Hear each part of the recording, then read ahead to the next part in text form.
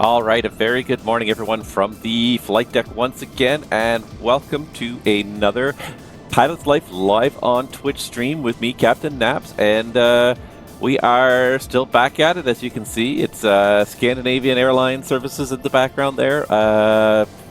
We are still flying back and forth in the A320, and just doing our best to just kind of make a buck as we go here. And we actually have not done half bad for that. If I take a quick look at my dashboard here, so if I bring myself up here, good morning everybody and welcome on board. If I take a quick look at my dashboard here, you'll see we actually have $4,300 in the bank account, which is not that impressive, but that's actually not bad. It's been earned slowly but surely, working back and forth for these various airlines. I only stream this. I only do this. I only run a Pilot's Life when I'm streaming. So you guys on Twitch have literally watched me earn every penny that I've earned on a Pilot's Life. So it's been a lot of fun. If I did it offline and did it whenever I had a free moment, I probably could have made a lot more money. But to consider the fact of how many hours I've logged streaming here, if you look in the other corner here, 361 hours of streaming. I've streamed this, and that's just the time I'm paid for, the time off the gate. That does not include the hour of prep time generally before every flight. So considering I've done over 100 flights, it's probably more likely 450, 500-ish hours I have streamed this Pilot's Life career. But it's been a lot of fun. We've talked about a lot of stuff. We've seen some interesting things. We've been to some great airports. It's been a lot of fun. So I'm happy to continue doing it. And first of all, before I forget, happy holidays to everyone. It is almost Christmas. It's about a week to go till Christmas. As I'm doing this live stream, by the time you guys see this on YouTube, it will probably already be Christmas, if not past Christmas. I'll try my best to get this out, but it usually takes me about a week by the time I get some time to actually do it. So if I don't get a chance, happy holidays to everyone, whatever holiday you do celebrate. I hope you get to spend it with people you enjoy spending time with. I'll probably be working, because that's just the way it is, but try not to be cranky about it. But regardless, I hope you get to do something you want this holiday season. I hope the Flight Sim Santa brings you something fun for your simulator as well. And yeah, but this is my one chance to kind of share a little bit of that with you guys. So yeah, we are going to be running another Pilot's Life for SAS here. And what are we going to do here while I have this open? So here is a look at our flight today. It doesn't actually show the flight itself, but there we go.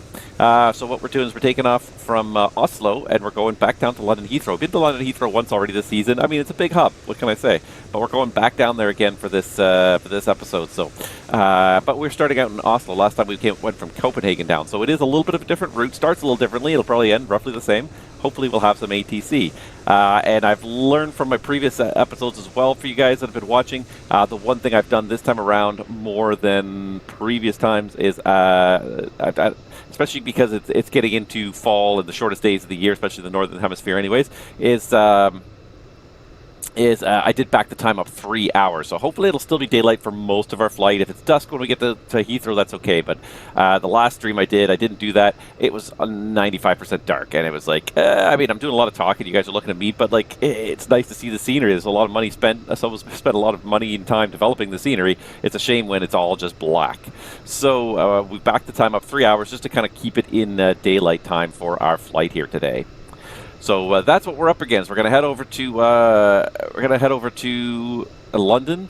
Let's see here. Doesn't look like we've got any ATC just yet. If I pull up my other screen here just to have a quick look at the VATSIM radar, hopefully we'll get some ATC en route today. The one thing about streaming Europe this time of day is that it is kind of mid-afternoon, becoming evening hour in Europe. So there's a good chance that you're going to see some ATC online at some point. There's nobody here right now, but in Oslo, but there is Copenhagen control is online. We will probably have to pass through their airspace a little bit on the way down to London. So hopefully they'll still be online. Hopefully there'll be some London controllers online. I don't think there's anybody right now. Oh, there is. Ground tower. So maybe there will be when we get there. Maybe there won't. We're gonna try our luck anyways. So that's our flight for today. Right now we've had a perfectly good airplane. I don't have any MELs. If you get a couple of guys interested in watching here, I do have an idea for something interesting to fail en route, just to sort of provide a little bit of interest, something to talk about. But in the meantime, I think we'll get the show on the road. We have a scheduled departure time on the hour. It's 32 minutes from now. It's 28 after, so on the hour, in 32 minutes, we're supposed to be pulling off the gate. So we should probably hop in the flight deck and start getting things ready to go here. All right, so we've got the basics already all lined up here. I'm just going to go ahead and lean back and put the batteries on. And the other thing I'm going to do now is turn the volume back up a bit. Outside, the airplane is a little bit loud, so we had to kind of turn it down a little bit. Get the IRSs aligning. While we're at it, we'll make sure that the crew oxygen is on, the nav lights are on, and we'll check our fluid levels. So engine oil, as always, is fantastic. Hydraulic fluid, as always, is fantastic. And the oxygen, as always, is fantastic. I'm hoping for state saving. At Fenix said they're working on state saving, and that'll be great. If the airplane, as you use it, slowly burns through oil, and they really do. These 320s, they burn through a quart every couple of hours easily, if not a couple of quarts on a flight of a couple hours. So definitely that need to actually seriously look at it and say, hey, look, we actually need to top up that oil, call maintenance over. Just one more thing to make it realistic. You know, you don't show up and the airplanes are always all perfect. Sometimes you show up at an outstation, you're taking over from another crew, there hasn't been a mechanic at the outstation to look at it. Things aren't going to be perfect. So tracking that and requiring us to actually making this actually mean something. I mean, I can do this all I want and just say, hey, look, the oils are all full. But if doing the procedure actually means something, I'll say, hey, look, there's only 10 quarts of oil in the left engine. We better top it up or we might run out of oil on this flight. It just adds another level to the simulation. So I hope we get to start doing that. Anyways, we got the IRSs aligning. What we'll quickly do is just hop in here and first of all, on the data page, just swap the database to make sure that everything is cleared out of the memory. And then we're going to put in our route here. So ENGM-EGLL. All right, and then we can check our IRS initialization here. And what I'm going to do is I'm just going to go over here and do it this way and pull over my... If you guys can see that, yes, you can. Quick look at the flight log here. So for Gardermoen, it should be north 6012.2, yes, by east 01105.0. 01105.0 east, so that's good. The actual gate position here, we can check it against the charts. That does look very reasonable, but I guess we could do it really quickly because it's actually really easy to do since the SimBrief Navigraph integration is so tight. VFR charts for Europe is fantastic. Too bad we're flying IFR. So we go here and we go into parking coordinates. Here we go. We're at gate 40 this morning. So gate 40 should be north 6011 points. Sorry, we moved to gate 44. Sorry, 6011.6 by 1106.3. So it is actually exactly correct by our GPS. So that's good. We verified the position. That's all fine and dandy. 7 minutes to align that. In the meantime, why don't we get some other things working for us here? Let's start setting up. Roger. She seems a little quiet, but anyways. And then the other thing we need to do is just make sure that we have the right flight here. ENGM-EGLL, yes, that's good. And so we can also call for boarding.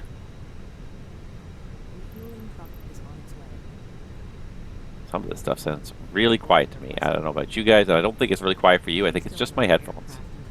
I'm just going to try one little thing here. Yeah, that's much better. Okay.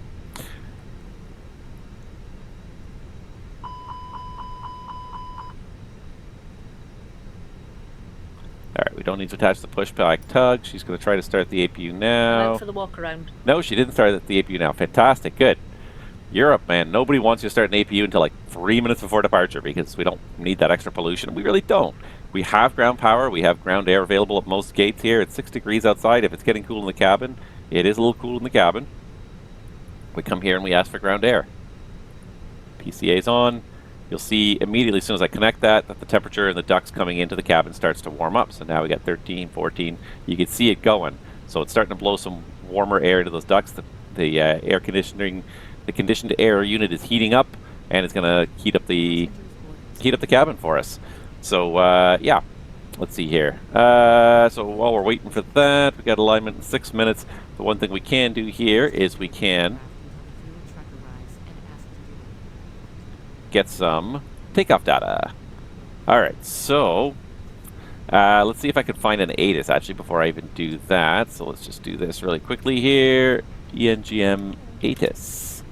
I think we could, the Scandinavian ones, we had it. ATIS Guru. 2025 1218 from 1209 Zulu. Yeah, that's pretty current. Okay, perfect. So departure ATIS. This is old. Yeah. This is kind of old, live digital ATIS, but it's from 748 Zulu with the 720 time. So I think we'd do better to just sort of read the arrival ATIS and infer what we're going to do from that. So expected ILS or RNP approaches 19 right. Because this one even had one left on there. So that's how old it is. 19 right, 555, 100% wet. 180 at 18, max 25, visibility 3,500 meters. Rain, mist, and clouds overcast at 500 feet, temperature 52.4. 1001, we could definitely set that. Yeah. So the question is, do we do 19 right or 19 left? I'm going to say we probably do 19 left. It seems like it's an arrive one, depart the other kind of situation here, unless there's a reason why, like the runway's closed, and there's nothing like that. So I'm going to say let's plan departure 19 left. So 19 left for departure. It's obviously raining, so we're going to use a wet runway. Optimal flap configuration. We don't need to force toga. We don't need, actually no, it's 4 degrees. We do need the engine anti-ice. Packs on is fine, and I sync the load sheet. Now I'm going to add 500 to it. So 65.2, I'm going to go 65.7. Just gives you a little margin if you add an extra couple bags or people at the last moment. And I don't even know if there's intersections here.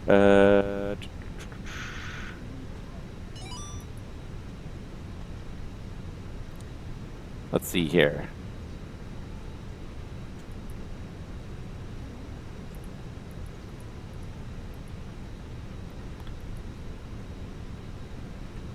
I'm going to assume we're just going to do the full length, but boy, it's being slow. Really? Not going to load any charts at all, huh? Should be a Navigraph.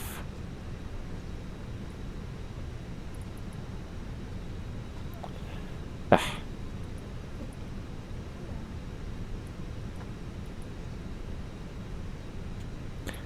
swear I did this, but it seems to need to log in like every week or so. There it is. There it is. Now it's recognizing. That's why it wasn't working properly.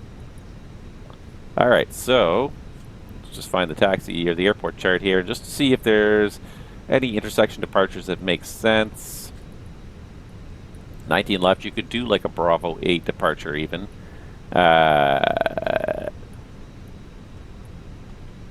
Probably like about 300 meters, I would guess. I would try to find some actual data because normally it would all be published, especially if you're going to use it, but I don't remember what it was, so I'm going to call it Hotel 8, I'm going to call it a 300 meter, or no, takeoff run available. Ah, shoot. Useless. Okay.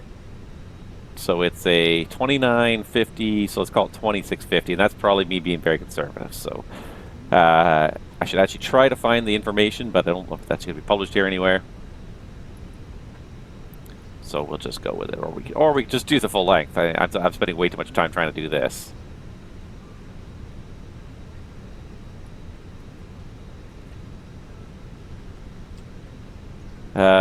Takeoff run available. 19 left. Ha! From Bravo 8. 2851. Bravo 8, 2851. Bravo 8, 2851. Bravo 8, 2851. Ha! There we go. That's the one.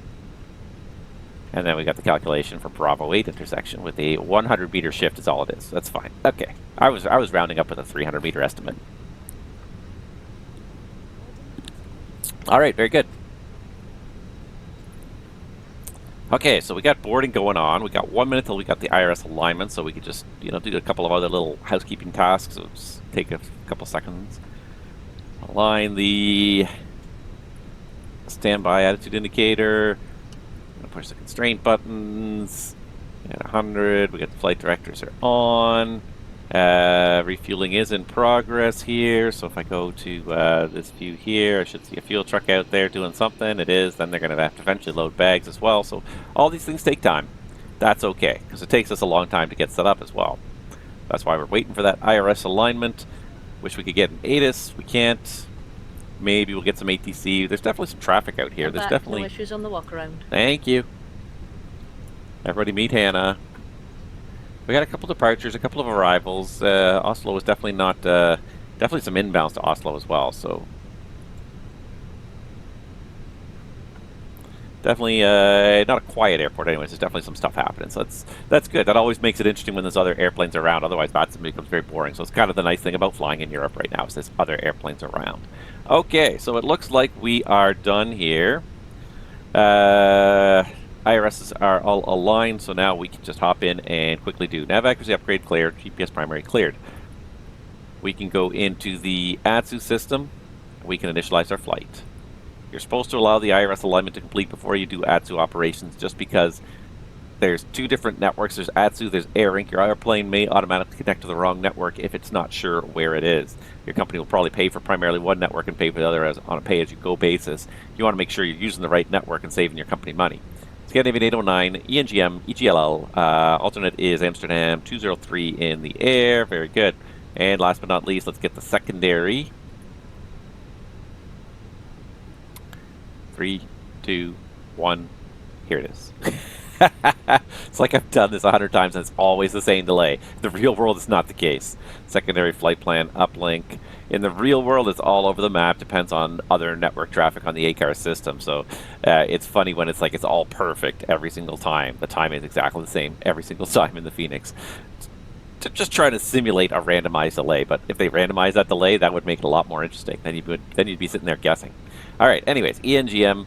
EGLL, 674 miles. That does sound about right. We're going to recheck the flight plan more thoroughly in a moment as part of the setup. So we're just going to import it for now as the primary flight plan. Check takeoff data. We will. We haven't checked anything yet, so we're going to get to it. All right. With that said, we're ready for the overhead flow. So it's just starting at the back of the airplane. Just make sure we got no lights on anywhere on the panel. Nothing's turned off or deactivated. The only thing we're going to turn on and activate is the CVR test. That all looks good. All right, nothing on the circuit breaker panel, and maybe we'll do a fire test today. All right, so we got engine 1 fire, we got those warning lights, and we got the lights on the panel, on the engine control panel there. APU, she already tested, but we're gonna test it again. Let's see those lights come on, master warnings, engine, or sorry, APU fail, fire. Alright, then you get those lights come on, master warnings, engine 2 fire, and on the engine control panel. Beauty. Alright, let's see here. Hydraulics, nothing. Everything's lights out. We're still refueling. First flight of the day, we'll test these. So we come down here, we go, oops, not that one. Yeah. Oh, I know what I did. I did this wrong here. Electrical page. What I want to do is I just want to move ECAM here just above pedestal. There we go. Alright, so batteries are off, so then you go back to the overhead, you turn the batteries on, and then you come back to this and it should show less than 60 amps within 10 seconds, meaning the batteries are mostly charged and they don't need a lot of new charging, which looks good. Alright, so batteries are checked, generator fault lights are fine. We're going to turn these down just a little bit, turn off pack 1 for the ground operations. Anti-ice we don't need right now. Probe heat we don't need. Strobes on auto. All the other lights are off except for the nav lights are on. APU we don't need yet. We don't need the interior lights. We don't need the annunciator lights changed. No smoking is auto. Emergency exit lights are armed. And then the top of the third column all the way down. Nothing exciting. The PA button on the panel 3 should be up and at least 50% volume to make sure that that is recorded by the CVR. Alright, that all looks good on the overhead panel. No lights we're not expecting, so we can continue with the glare shield and FCU. And again, we've got flight directors on. We've got the current altimeter set, or QNH. let's see here. We've got constraint mode. I'm going to turn that down to a 10-mile range for now. We've got 100 dashes, 100 dashes. That's all normal for the start process. Once we put some data in, that'll all change. All right, we got no flags on the PFD, no flags on the ND, and 1001. Actually, we should make sure that we've got this. I can't even read that from here, so let's come down to somewhere where I can read it. There we go. It's too far. 1001 is the current QNH. All right, we got no smoking, park and brake, TCAS standby company message. That's all fine messages right now for the ECAM. December 18th it is, 1 week till Christmas. 11:43 does match the time in there. And Hi, the security and safety check are all done. Are we good to start boarding? Go for it. Okay. Seeing as how GSX started boarding a long time ago anyways. All right, so we got Unicom up here. That's fine. I turned it off because there are lots of people talking on Unicom, which is good, but I don't want to hear it right now. It's a distraction at this phase. We need to minimize distractions during the setup process. Pressurization check. We are in auto mode with 100-foot landing elevation. That sounds good for London Heathrow. Status is normal. And then on the pedestal, I'm just going to make sure my thrust levers are all working here. All right, engines are off, normal, rudder trim 0, parking brakes on, and the alternate gear extension is stowed. First officer's got guard up, that's fine. Standby, number 1, altitude reporting's on. We're on a code of 2000, which is fine, it's on above, and the TCAS is also standing by. Flaps are at 0. Alright, a quick flight instrument cross check. 1 FD2, 1 FD2. Altimeters, correction, QNH 1001, 660 feet, QNH 1001, 660 feet, QNH 1001, 660 feet. And a heading of 190, 190, 190. And what am I forgetting? First flight of the day, compass check. Let's see if I can find a better view. Maybe this one here would be good. Yeah, that's pretty good. Yeah, that is 190. That's all I was trying to do. 190, 190. All right, put the compass away again. And let's start setting this thing up for the departure. So, starting on the data aircraft status page, got an A320-200 with a V2527 Alpha 5 engines. Database is current until the 24th of December. Performance factor currently +0, and nothing to detune. I didn't see any VORs or DMEs when you take offline, so nothing is deselected. Initialization for, we are today, SAS, what are we, 809, right?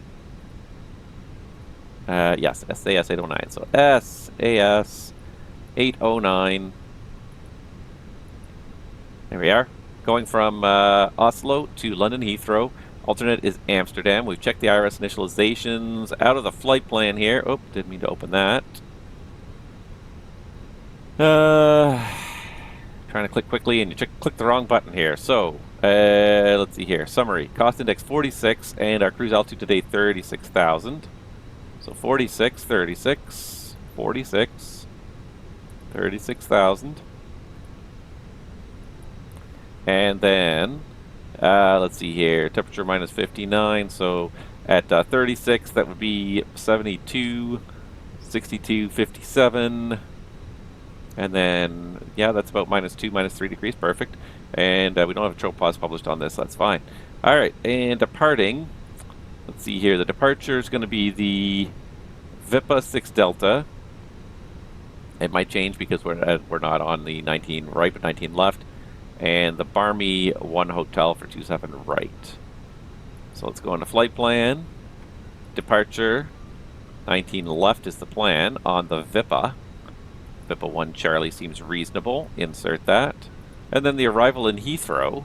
Let's call it the ILS 27 left for now, and the Barmy 1.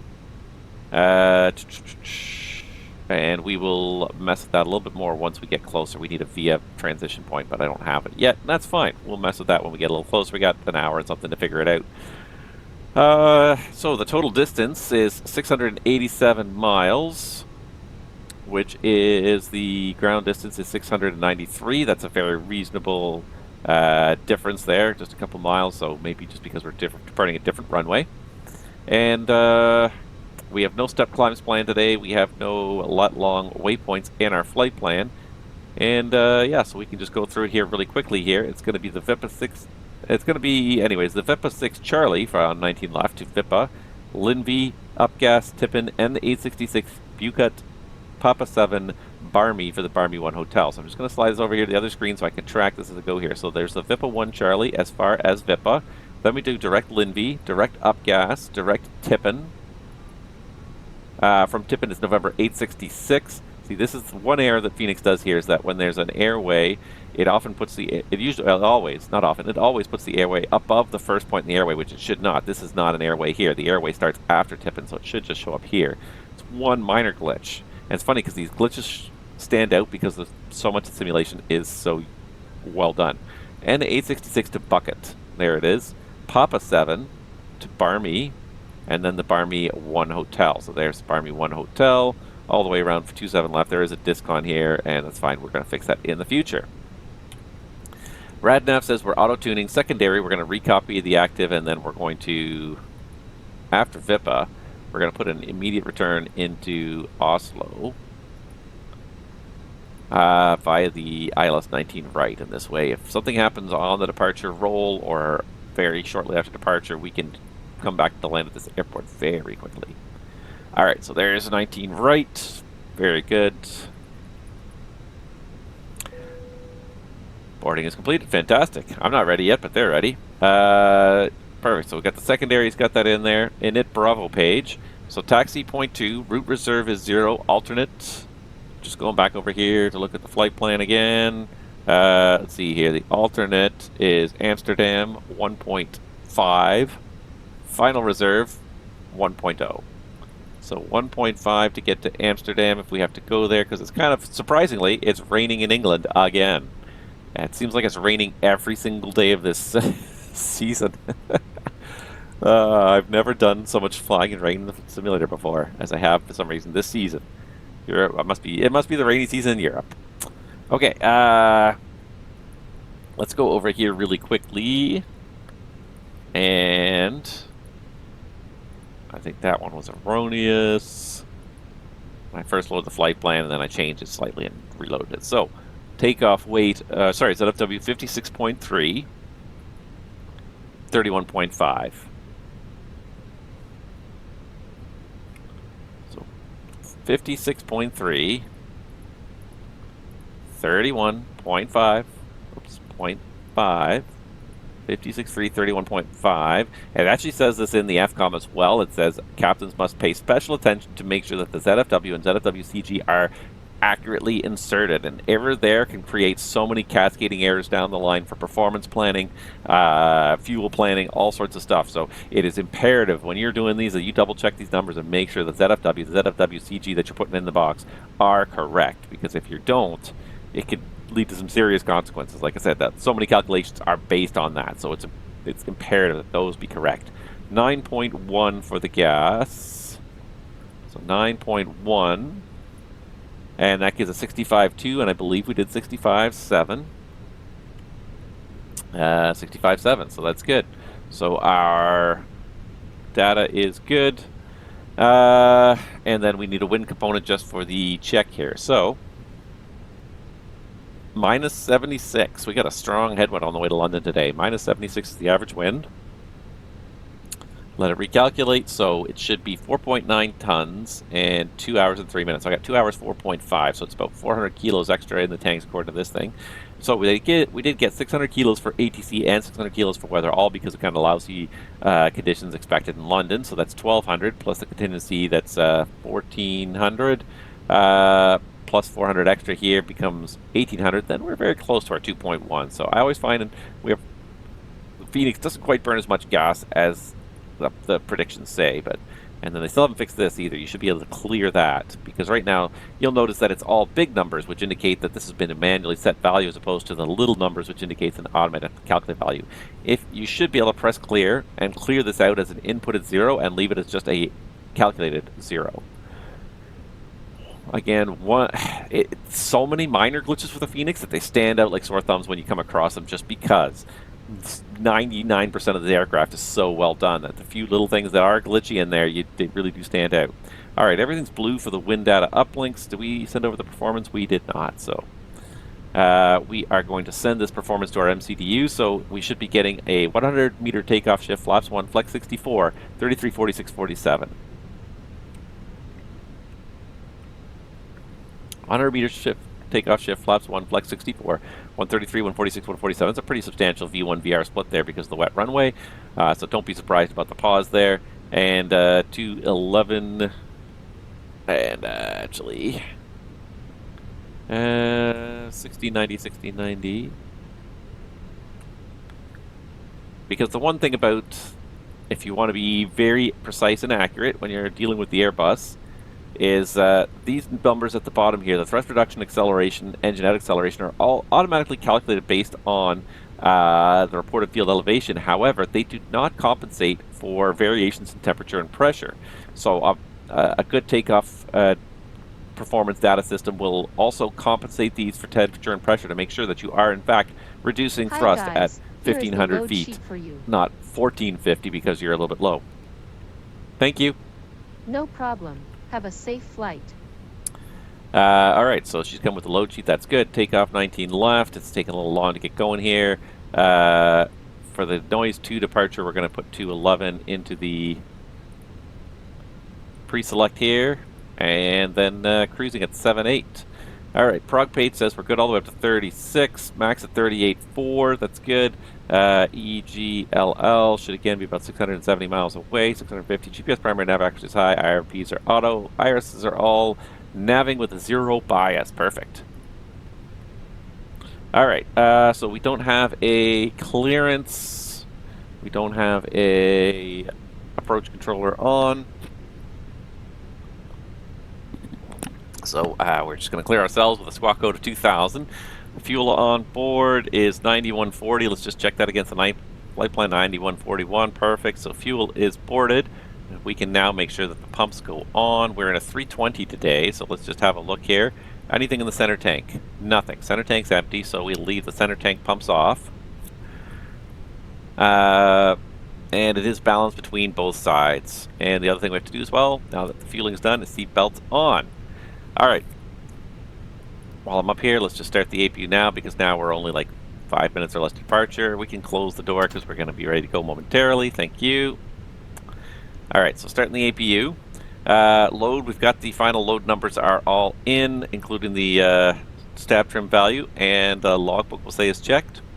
Let's just have a quick look at this departure procedure, and then we will brief it. So I can probably close that. So, quick look over here at the SID is the VIPA. Why do I not see VIPA here? Here, VIPA trans.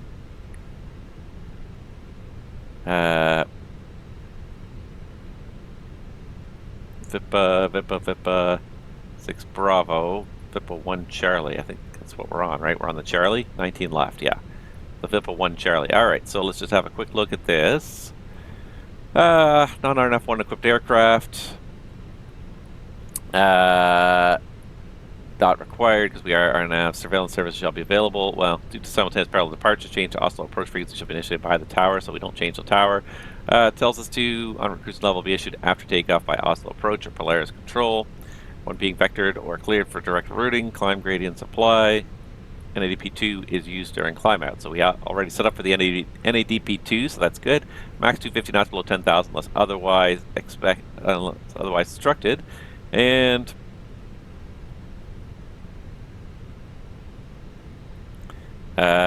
warning for the Oscat 2 Charlie, that's not us. Lost comms, maintain last flight level for 2 minutes and climb to cruising flight level stayed in the flight plan.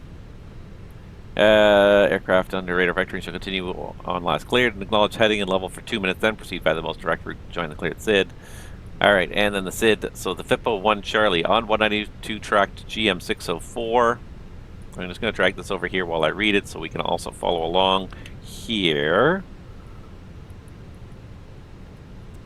Alright, so it is the 190 track to GM604, 192 track to GM604, then direct GM644. Oh, why do I not see a...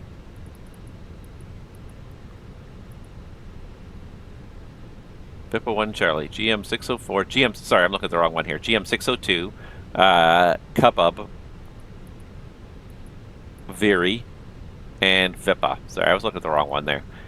There's no altitude constraints or anything on this, just a max 230 at the first fix there. GM604, which is in there. So it's all in the box. It looks good. Initial climb clearance, 7,000. Expect further climb by Oslo approach. Okay. Are you ready for the departure briefing? Go ahead.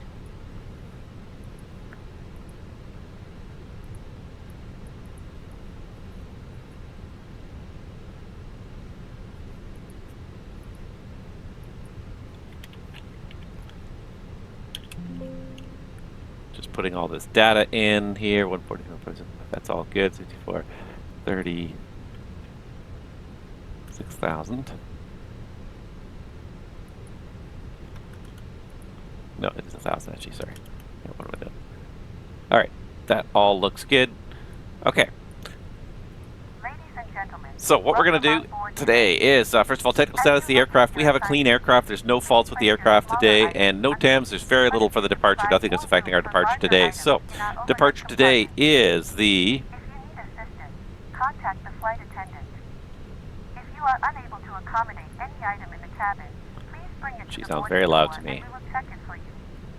Also review the safety instruction card. Alright, in your seat we're on the pocket. FIPA If you are seated at an exit seat, also review 1 Charlie. the There it exit is. seating criteria. Alright, so today we're on the FIPA 1 Charlie out of Oslo, Norway. That's on plate 10-3 kilo. Routing constraints are all as published. Top altitude is 7,000. Alright, 7,000 is set. Roger that, 7,000.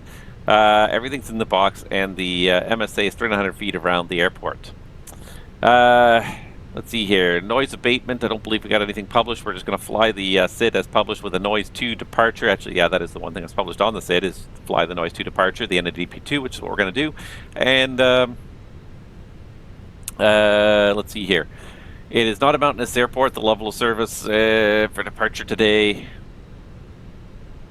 we should have it on the 10.9 alpha page. Ground charts. I should really be starring these anyways when I need them, but airport, parking stands, airport info, takeoff minimums, 10.9 alpha takeoff. For all runways, we could do with a HUD, we could do as low as 125 meters, but we don't have that, so we're stuck at 150 meters, which is more than the visibility. We've got more than that good visibility. Yeah, performance in the box today for the left seat departure off runway 19 left on a wet runway out of Oslo. It's a 100-meter shift for Bravo 8 intersection. Flaps 1, flex to 64, V1 133, VR 146, V2 147. Standard transition of 7,000, 1690 for the thrust direction acceleration, 2190 for the engine out. Let's see here. So managed departure. We got climb blue, nav blue. We're going to get the autopilot on shortly after departure. The let me think here. Get the autopilot on shortly after departure. The rad nav page is auto tuning. That's fine. The init Bravo page tells us we're going to be below max landing weight, so or slightly above max landing weight. Immediate return. Pretty much by the time we turn around, we'll probably be below 64.5. But just in case we're not, we'll assume flaps 3 packs off until we run the checklist. Secondary's got the immediate return onto the ILS runway 19 right here in Oslo. Do you have any questions? Takeoff runway. Cancel checklist. Roger. Takeoff runway confirm. Any questions? Cabin crew be seated for takeoff. Hey guys, all packs are on board. Are we clear to close? No questions. Go for it. Yes. Cleared to close. Cleared to close. Never seems to get that one. That's okay. All right. So we got the AP up and running. Let's get off external power here. We're very slightly behind schedule, but that's okay. Cockpit preparation checklist. Ear pins and covers. Stowed. Removed. Fuel quantity. 9,100 kilograms. Seatbelt. On. Adirs. Nav. Barrow ref. QNH 1001.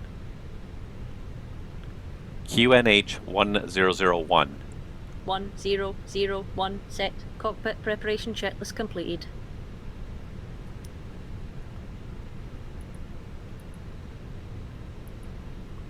Make sure this guy's tracking. Alright, before start, checklist. Anti-ice. Cancel checklist. Roger. Before start, checklist. Parking brake. Set. Takeoff speeds and thrust. V1 133, VR 146, V2 147. Flexing 64 degrees. V1 133 VR 146 V2 147 flex temp 64 degrees. Windows. Closed. Beacon.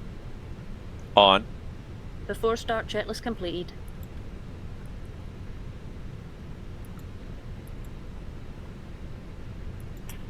Alright. I think we got ourselves just about ready to go here. I was just checking to make sure that this is tracking. It does have us all in the green here. That's good. I'm just having one last look to see if there's any ATC online. Doesn't look like there's ATC online for the initial phase of flight anyways. So it's pushing. Takeoff Rwy. Stop listening to me. Oh my god, I hate her sometimes. Cancel checklist. Roger. Alright. Are you guys connected and ready to go? Oh, that's exactly what I was looking for there. It popped up literally as I clicked the button. Everyone, 125, ready to check. 5. Perfect. Everyone, 125, on runway 19 right, taking off via V5. Okay. So that guy's pushing straight back, so we're going to do the push to the side. All engines clear. Start at wheel. Alright, and then we're skipping the start at will.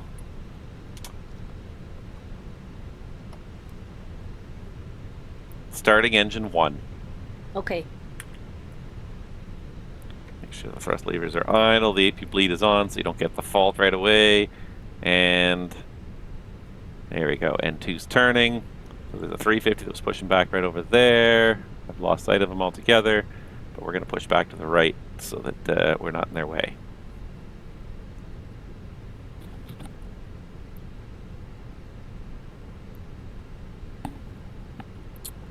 Alright.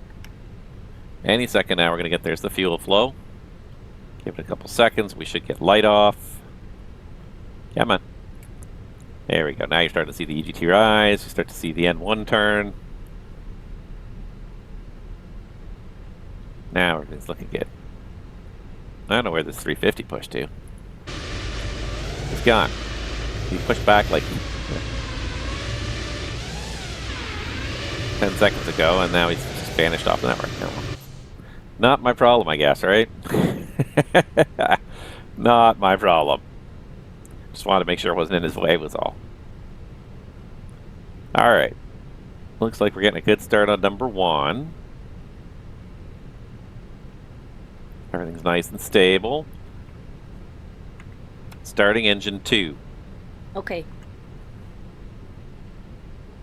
See the hydraulic PTU flash on there for a second, because as soon as both engines start turning and there's pressure in both systems, PTU always does an initial test to make sure it's properly functional. Reset parking brakes. Alright, just look out the window, make sure we did stop moving. Brakes are set. Parking gear. Confirm the pins are moved.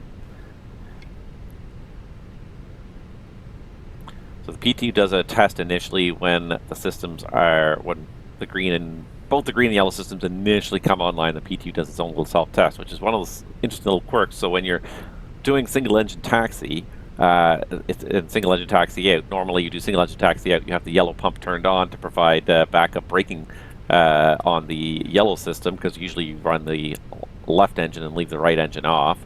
But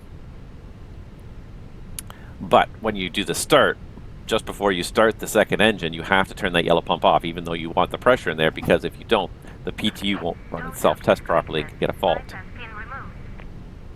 Alright, here comes somebody. Left is clear. Right is clear. Okay. Perfect. Revert to hand signals. Have a good day. I see the nose wheel steering pin is disconnected. We're going to go ahead and say that it's a good start. This guy's just going to come right for us. Now he's going to turn. After start checklist. Anti-ice.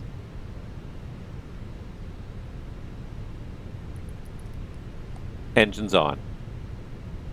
Engine anti-ice on. ECAM status.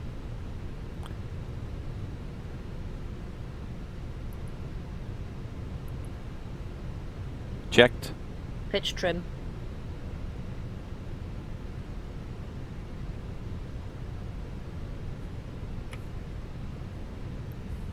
Set and checked. Rudder trim. Neutral.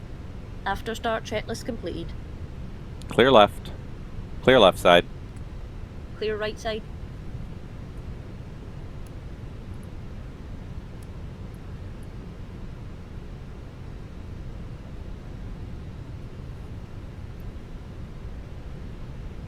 Oslo traffic, Scandinavian 809, taxiing for departure runway 19er left via Juliet Sierra Bravo 9er.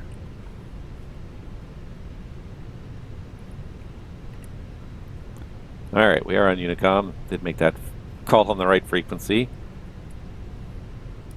Brake check. Pressure 0. Alright.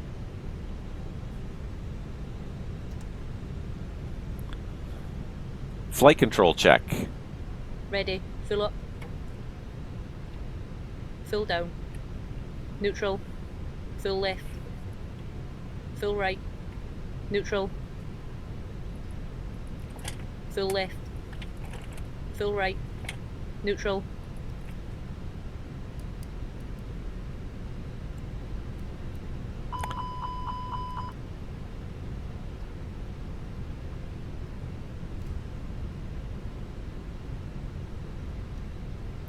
Taxi checklist.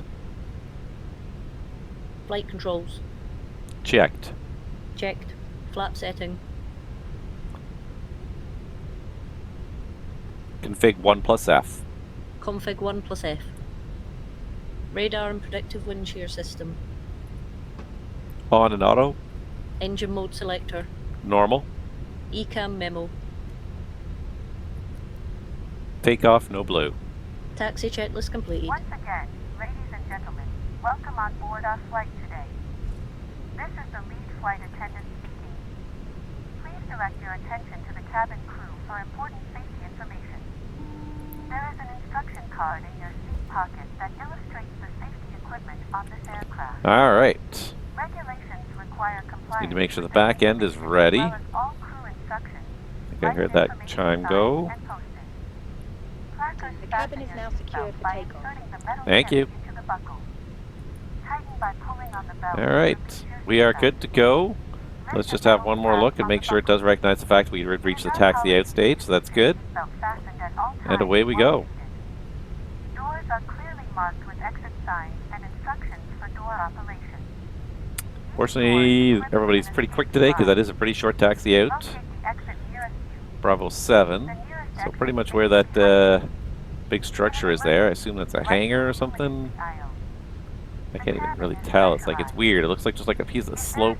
Looks like you see trees through it. I honestly don't know what it is. Or is it a engine run-up enclosure? Oh, that's probably what it is. It's probably an engine run enclosure. Ah, that's what it is.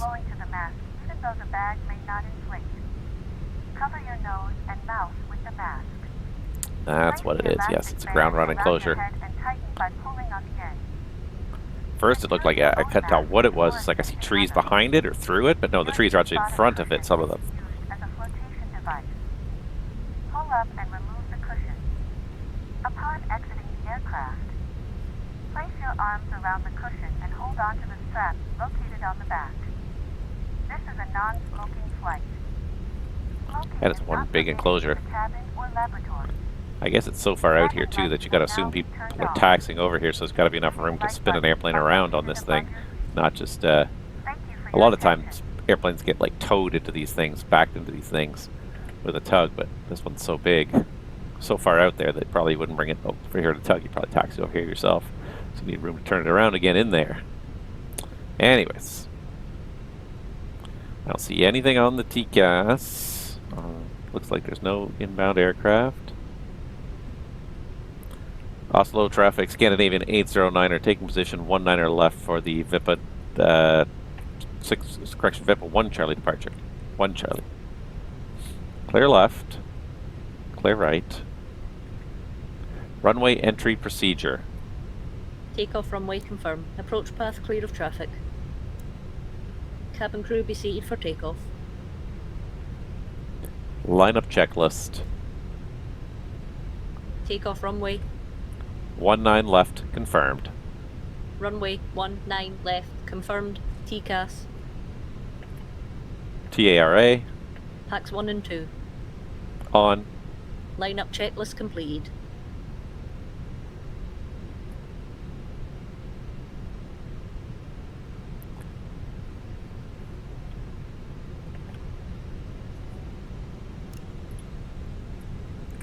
Oslo traffic, Scandinavian 809er rolling, 19er left. Takeoff. Check. Manflex 64, SRS runway, auto thrust blue. Checked. Thrust set.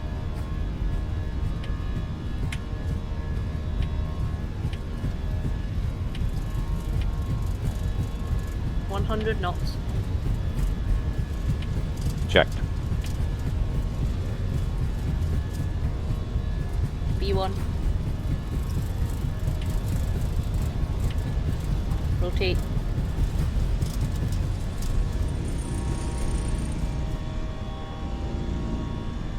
Positive climb. Gear up. Gear up.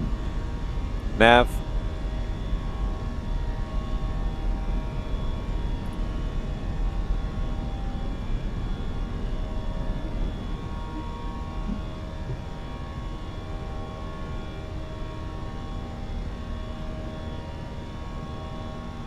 Climb, alt blue.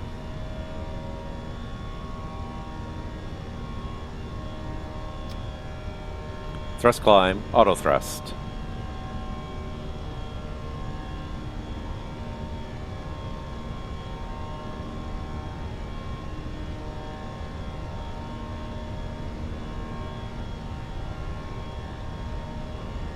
Flap 0. Speed checked. Flap 0. AP1.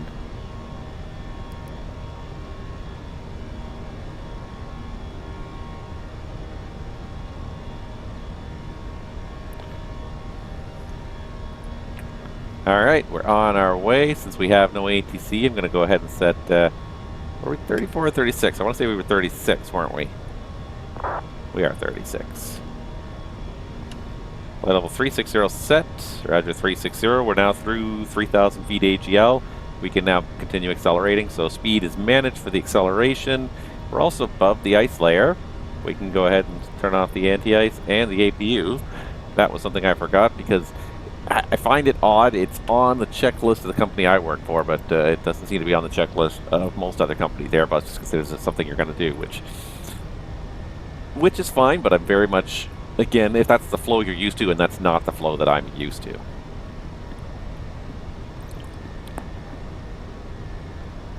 Anyways. Okay, let's see here. We are airborne. We're on our way. Just show me what we're doing here.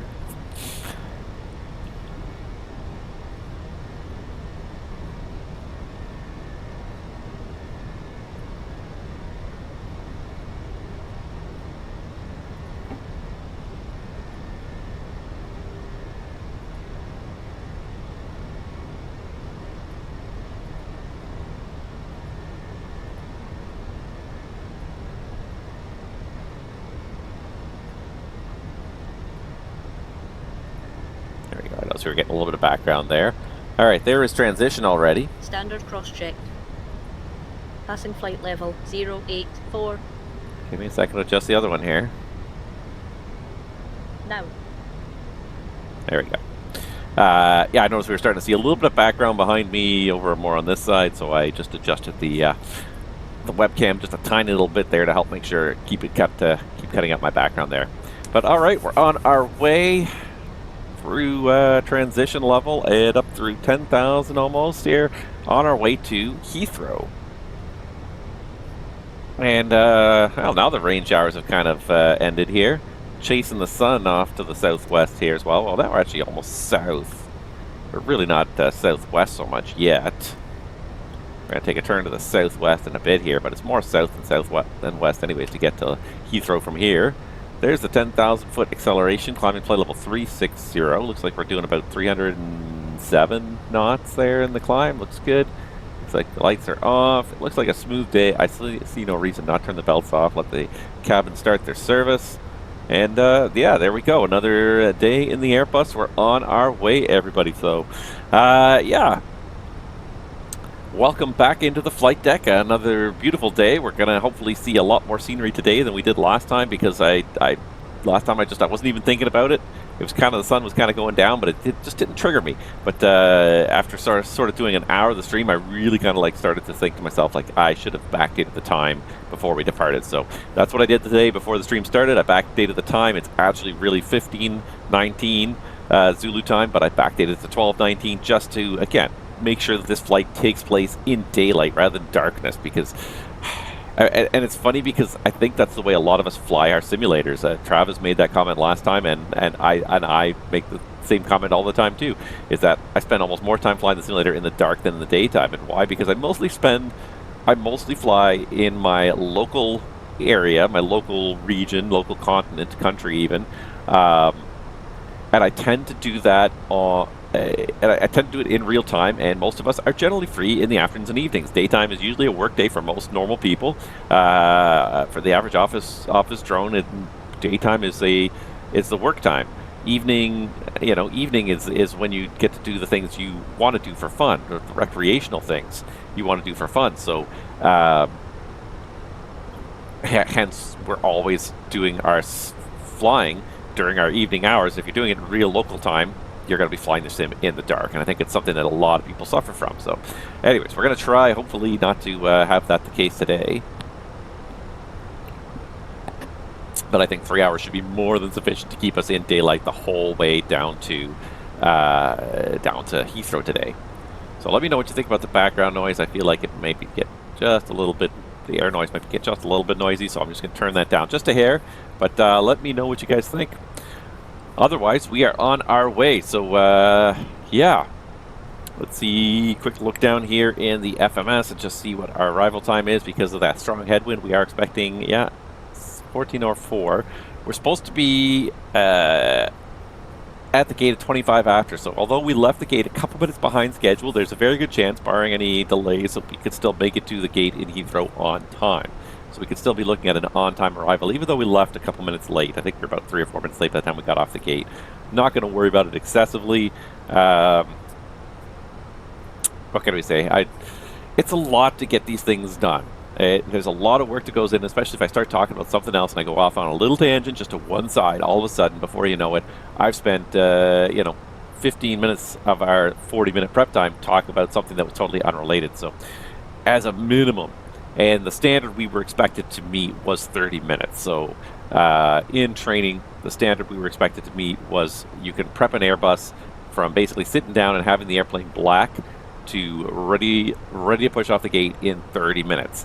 Now, I proved we could do that over and over again, but that is very kind of idealized circumstances where a few things are skipped to prove that you could do it, because in the simulators and the procedures trainers, there's a few things you skip that you would do in the airplane.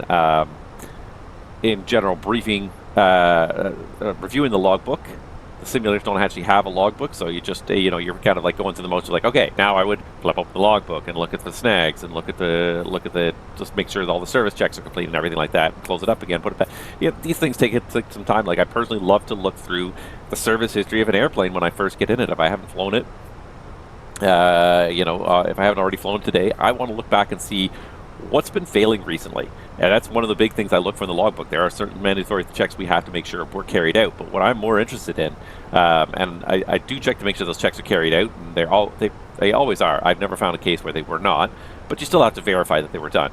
But what's much more interesting to me as the captain is what's been happening on this airplane lately. What are the recurring snags? What are the recurring system issues that have been cropping up, so that just to give you a heads up of these are things you might expect to see on your flight. So I had one the other day that I got in, and on the last 8-10 snags, almost all of them were the same snag. During taxi in, I think it was during taxi in, left wing tank, fuel left wing tank overflow, ECAM message appeared, cleared itself after 10 seconds on every single taxi in. And it was snagged, it must have been snagged 10 times, and I don't know what was causing the system to show it, but every single time it was being snagged. It's relatively benign error. It obviously cleared itself, so it's obviously just some sort of fuel computer glitch. Not a big deal, but these are the kind of things you want to ask yourself about. Other ones, oftentimes you'll see a recurring pack issue where during the climb or during the descent, all of a sudden pack 2 will fault or overheat or something like that. And you'll see these things recurring time and time again until finally there's enough data points that they can start looking at it and saying, yeah, okay, we replaced this valve, did that do it? And sometimes you see, sometimes you look back in the maintenance history and you'll see these things. You'll be like, yeah, they were having a problem with this pack. They tried replacing the flow control valve, that didn't do it. They tried replacing the temperature sensor, that didn't do it. They tried replacing this, that, and the next thing, and it's only the fourth thing, finally, after the fourth attempt at repairing this, that no more snags appear. They finally nailed it down. Because there is... you could spend a lot of time really nailing down what is the exact problem, but sometimes, especially when you've got line operations and you've only got limited hours in the hangar for the mechanics to work on these problems, you need a list of quick fixes. What are the most likely culprits that cause this issue? And you could really delve into the computer and go through some of the data and probably find what the answer is if you really tried. But in a lot of cases, it's just easier to swap out a few components and do troubleshooting in that way. So they'll start by the most common failure points. We'll replace that. Did that fix it? No? Okay, we'll move on to the second most common failure point. And Airbus will have a manual, and all the manufacturers will have a manual that says, if you're having these symptoms, try this first. If that doesn't work, try this. If that doesn't work, try this. And they will give you the list of things to go through. The mechanics may skip a step or two if they think they see some data that points in a specific direction, but if they're really not sure, or if they're just pressed for time, they'll just simply go through the list in order. And chances are they'll probably, within 1 or 2 items on the list, they'll probably fix the issue. They'll probably nail down what was the problem. But it's interesting to kind of see sometimes some of these issues that don't get fixed right away, that are they tried it, and they tried something, they said it was operations checked on the ground and serviceable, and then it failed after that. Pardon me. And it failed on the next flight, so then they had to try something else, and something else, and something else. So it's interesting to kind of watch the progression of troubleshooting sometimes, but that is one of the biggest things that I try to do, is I definitely try to make sure I look through the logbook and see what's been failing recently, what are some of the glitches, because sometimes they could be pretty serious ones. They could be there could be autopilot failures or flight control, flight guidance computer failures, things like that. You just want to have that heads up. Hey, this has happened a bunch of times on the last several flights. Keep an eye out for this. Be ready for this. And then it doesn't catch you off guard when you see it. You're like, oh, that's exactly what people have been talking about. There was one I had a little while ago. I'm trying to think what it was. I took over an airplane, and the pilot and the crew I took over from was telling me that there was a glitch with one of the FMGCs. The FMGCs were coming up with different economy Mach numbers. So, there's 2 fully separated flight management guidance computers within the airplane. Normally, the captain flies the number 1, the FO flies the number 2.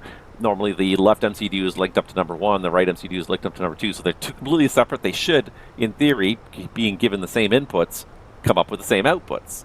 So things like the Mach number. So at cost index if I could just zoom in here, at cost index 46, we're doing Mach decimal 7.6. In cruise, we're going to be doing Mach 7.8. And if you go to the second one, it should show you the same thing. It should show you cost index 46, Mach decimal 7.8. So what this crew noticed on the flight before I took over the airplane was that halfway through the flight, all of a sudden the two FMGCs were showing very different predicted Mach numbers for the economy cruise. They were both showing the same cruise cost index. I don't remember what it was, but say it was 46, but one was showing Mach 0.78, the other one was showing Mach 0.70, and there was a big discrepancy, and that does not normally happen. That was really weird.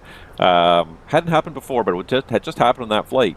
It hadn't been recorded in the book anyways on any previous flights, so really kind of weird though, because normally if you give the same inputs, you should get the same outputs. So I said, okay, thanks for the heads up. They did a complete computer reset of both computers before we left, and then we went flying, and sure enough, we saw the same thing again when we were in cruise. It wasn't a one-off isolated thing. There was something going on. So I was very curious about this, so I was like, all right, so these things are being fed the same parameters, but they're coming up with different answers.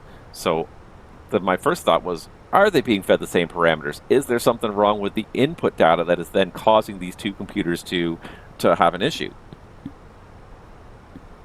These two computers to disagree. So we were just actually an empty ferry leg. We were a 3-hour empty ferry leg, so we had nothing but time to kill. A middle of the night empty ferry leg, so nothing but time to kill. So I was like, let's look at this. Let's try to find some other discrepancies and see if we can explain away what's going on with this with these two computers. Why are they coming up with different solutions? So as we kind of looked around the flight deck a little bit more and tried to figure it out, what we then noticed was that the wind indications were actually very different from the left side to the right side.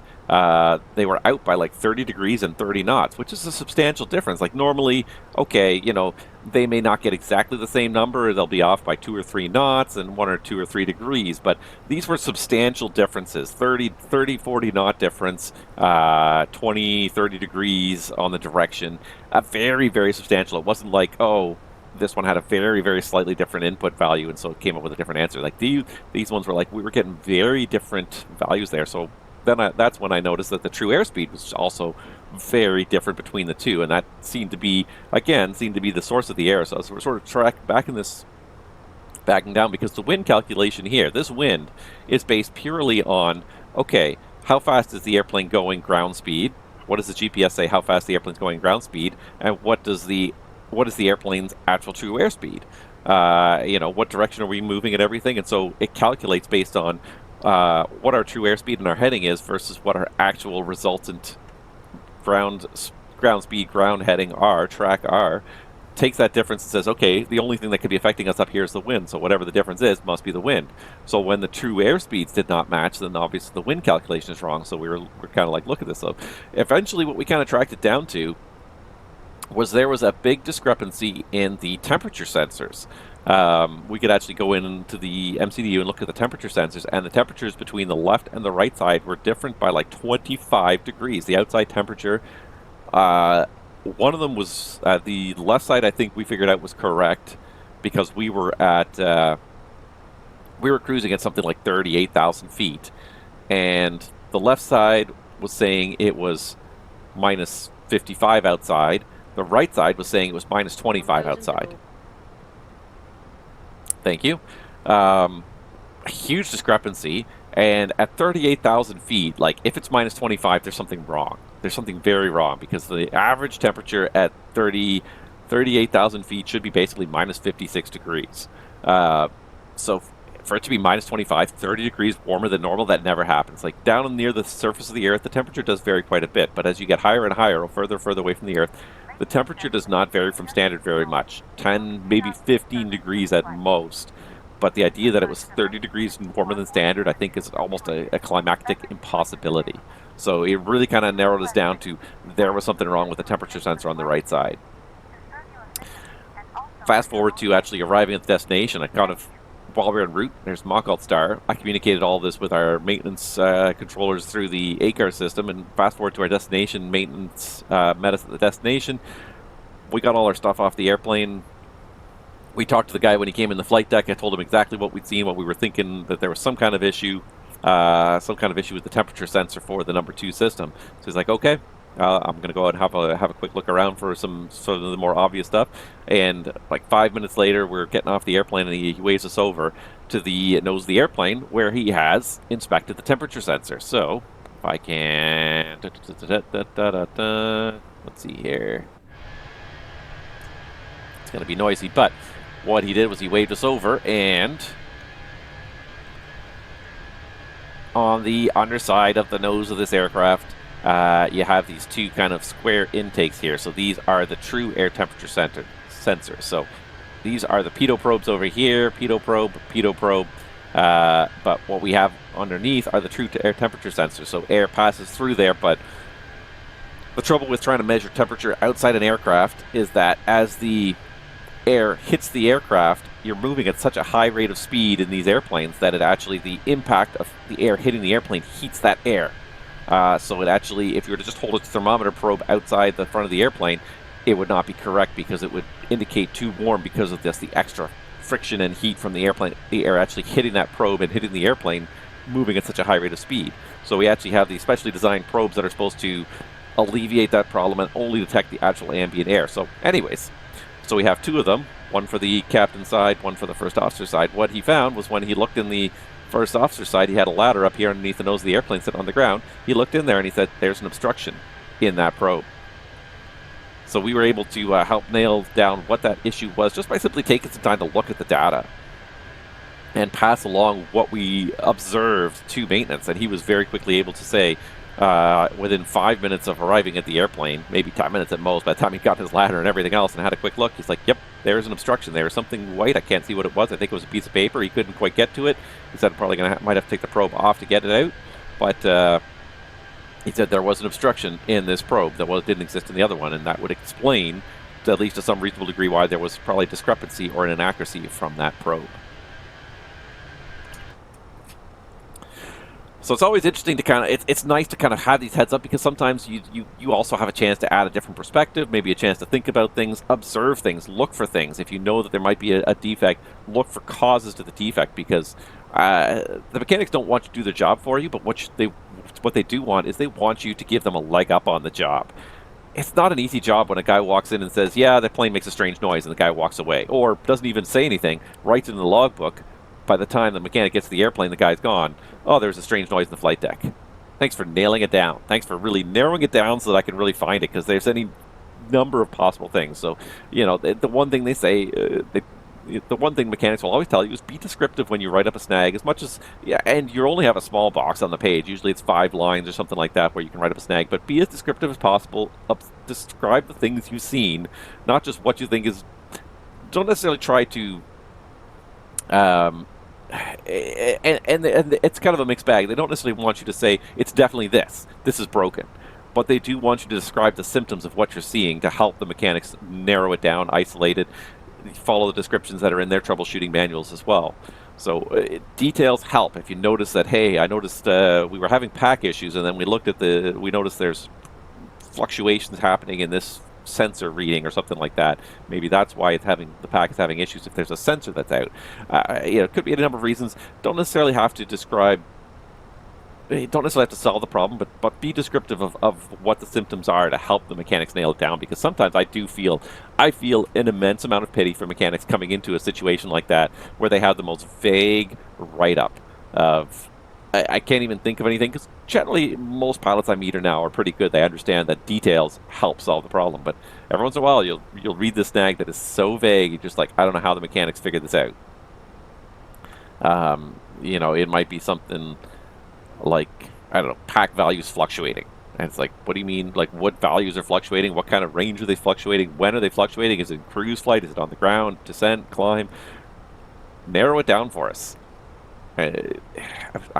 Most people are generally pretty specific. Usually, the one line stuff is pretty easy. It's like light bulb burnt out. It's like, okay, well that's a pretty obvious thing. Or light unserviceable, and it's like, okay, we replaced the light bulb, done. But yeah, you get some of these ones that are a little bit more complicated in the system where weird things are happening. I feel pity for the mechanics trying to narrow this stuff down. I really do.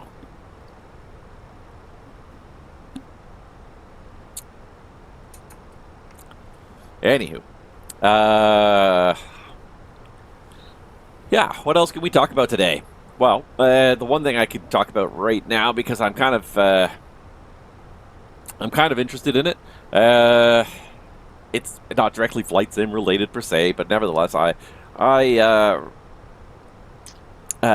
recently started playing a new game, and I'm sure you guys, plenty of you guys have probably heard of it. But I started playing Hogwarts Legacy this week because this week, and for those of you watching the live stream, you'll get it. For those of you who wait for the YouTube video, it'll probably be too late. But this week, the Epic Store was giving away Hogwarts Legacy for free. That's an $80 game that they're giving away. Now, mind you, it's several years old now, but that's an $80 game they have given away for free. And that was a game that I was actually looking at buying for a while. And it's funny because I didn't get into Harry Potter in the beginning when it first came out. I just kind of passed me right by. I was living my life, and I had other more important things to do with my life. But then I had kids, and then my one kid became a little bit interested in it and started reading it. And then we read it as a family. We read it as a bedtime book as a family, and we read all 7 books as bedtime books as a family. And then we went out and watched all the movies after we'd read the books. I really got into it. It's actually a really good, fun story. It's a really charming world that's been created. Really, there's so much kind of neat backstory, so well thought out. I really enjoyed it. I really enjoyed Harry Potter. I enjoyed the movies. I thought the movies were very well done. The production values were really good on all of them. They really kind of, for the most part, stuck to the story fairly well within the limits of what, a 2-hour movie will usually, even a 3-hour movie will allow. These are long books. Some of these books are huge. Many multiple hundreds of pages. To try and condense them down into a 3-hour movie is a challenge. So I will commend the production staff that I think they did with the Harry Potter movies. They think they did about the best you could probably be expected to do within a reasonable time frame. And certainly the effects, the magic effects, the special effects of those movies were absolutely wonderful. It all just felt so transparent. You didn't spend much time thinking about the effects. They were just the right tune for that series. Sometimes you watch a movie and the special effects are so over the top, and they're obviously just trying to sell you special effects, and the plot is so thin. You're like, if it wasn't for the special effects, there would be zero revenue at all. With Harry Potter, you never got that. You got very much like it very much felt like this is. We put in enough effects to tell the story and make sure that the story happened, but we didn't overdo it. Anyways, yeah, so Hogwarts Legacy was something that I'd seen it when it first came out, and it's like, yeah, that's something my kids might enjoy even. I tried to get them a little bit intrigued in it, and they seem to have at most passing indifference towards it. So it's like, I'm not going to spend a whole lot of money on a game that I don't think the kids are going to enjoy, and I may or may not enjoy. In hindsight, I probably could have. I would have been satisfied if I'd spent the money on the game. But then the Epic Game Store released it for free for this week. Now, today, as I'm doing this stream, is the last day, and I think in like another hour or so, that free game expires, unfortunately. So by the time, if you're not watching this live right now, you're going to probably miss out, which is unfortunate because, especially around Christmas time, and I've kind of liked this about Epic, that they give away free games constantly. Like every week there's a different game available for free. There have been repeats in that cycle. There have been different games that have been given away, that have, after a year, have come back and been given away for free again. It's like, well, I have that game, but then on the other end of the spectrum, usually around Christmas time, they tend to really kind of save like the big games that studios are willing to maybe give away for free for a limited period of time. But the nice thing is, like, this is not like the Steam free weekends, and I like the Steam free weekends as well because those are really neat for like trying out a game. The only trouble is I always find that they're too short, and because they're weekends and I usually work weekends, I never have a chance to actually try these games. By the time I get home on Monday night, it's like, oh, the free weekend ends in an hour. It's like by the time you've installed it, now you have 20 minutes left to try it out, and it's not usually enough time to try out most games. So that's why I kind of like the Epic way of just like, we're just going to give this game away for free. Like, as long as you, during the week that we're giving it away for free, buy it for free, it's in your account forever. It's not like we're going to delete it at the end of the weekend, or you're going to lose your free access at the end of the weekend. You can try it whenever you want. So I really do kind of like that model because it gives you a great chance to try out some games. There have been some absolutely wonderful games I have gotten off of Epic for free that, like, just little hidden gems, things that you would never probably give a second look at, but because it didn't cost you anything, you have nothing to lose by downloading it and trying it. Maybe a little bit of time out of your life, but in most cases, it's totally worth it. But then around Christmas time, they bring out the big guns. They give away some big games. They gave away GTA 5. Now, mind you, when they gave it away, it was already like a 5-year-old game, probably more than that even. But if you're someone who doesn't have a lot of money, it's not someone who runs out and buys games as soon as they come out, but you're always kind of just waiting for the right deal, or if you're that kind of person, Epic is fantastic for that, because if you don't mind waiting, and I'm usually not someone who needs a game the week it launches. I am happy to wait. I've got plenty of great games on my computer that I love to play when I get the chance. I don't need this game or that game right now. I can always wait. I am very patient when it comes to that sort of stuff. So, yeah, and the Hogwarts Legacy, perfect example of I kind of forgotten about it. I was still kind of thinking about it from time to time. It's like, it might be something my kids will enjoy. Maybe, maybe not. I don't know. Maybe something I'll enjoy, maybe not, because there have been plenty of... I love a great open world game like that. Like GTA, like the Hogwarts Legacy. I love a great open world game, but there have been plenty of open world games over the years that have disappointed me. That seemed really good at first, but it's like the storytelling ends up being extremely linear or repetitive. One of the ones that comes to mind really quickly when I think that is like Mafia. Was it Mafia 3 or 4? It was, again, it had a lot of great potential, and it's a fantastic world that was created, but the game mechanic became repetitive after about an hour. You're doing the same thing in different regions of the map, but you're doing the same thing over and over again, and it became very repetitive. That's one thing I give GTA plenty of credit for, is that GTA never feels repetitive. Missions always have like different wind conditions and different restrictions and different parameters on them that, like, it never feels like you're doing the same thing twice in GTA. There's such a strong storytelling thread that runs through the whole thing that you never feel like you're doing the same thing twice in GTA. Mafia, it was a fantastic world. There was some really, really neat stuff. The graphics were great, but the gameplay started to kind of wear. And I find the same thing with Assassin's Creed. Assassin's Creed, great concepts, really, really great concepts. The time frames, the settings they pick are amazing. Settings that are seldom used in other games. They're like all over it. But the gameplay, I find, starts to get repetitive. And unless you're a completionist who really takes pleasure in like doing the same thing over and over again just to get the 100%, I find that the gameplay of Assassin's Creed wears on me after a while as well. But that was one thing where I have to say, I think, so far anyways, and I'm only a couple of hours in, but Hogwarts Legacy feels very refreshing. And first of all, like, I have to say, like, just the world that's been created is just fantastic. They have done a fantastic job with, I think, capturing the magical spirit of Hogwarts. You've got all sorts of just cute little animations all over the place.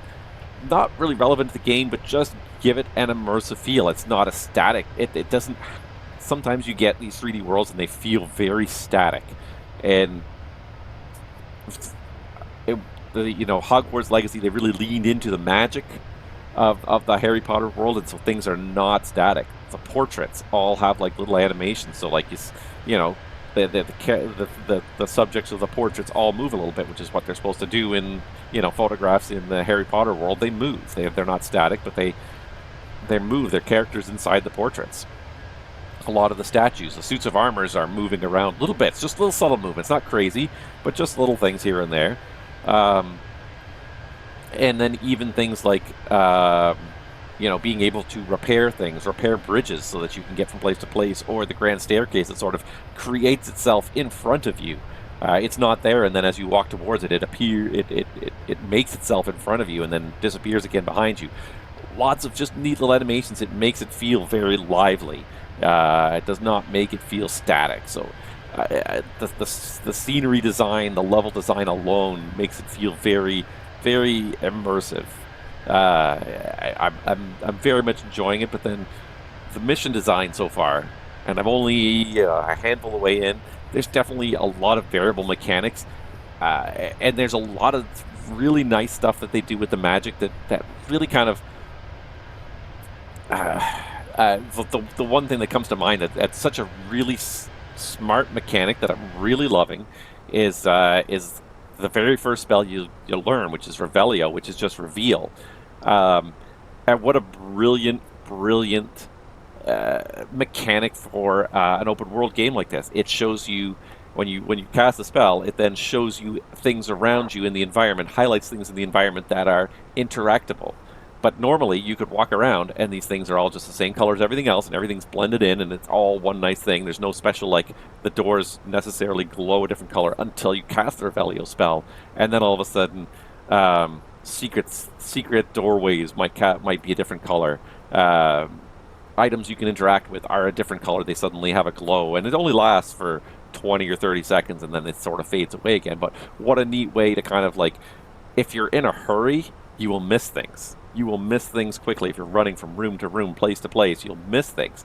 But if you enter a new room you haven't been in before and just stop, take a quick look around, and be like, hey, Revelio, and boom, all of a sudden you see, hey, look, there's a treasure chest over there I can open. Oh, there's a secret mirror over here.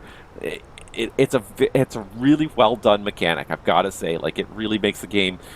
It still puts the onus on you. It doesn't make, because this is something that I do find that, like, a lot of video games struggle with, is trying to create interactive items that somehow you instinctively know to interact with, but are not obvious, that are not like, oh, there's no shadows on this item, or it's a brighter color than the rest of the items on the shelf, therefore this is the interactable item. When you just look at these things running through the room, they're all, everything is matched. There's nothing special to kind of show you that this thing is interactable, unless you remember to cast that spell as you're running through the room. You're like, oh shoot, there's some stuff I can actually do here. So a really, really, really smart video game mechanic. I'm very impressed with it.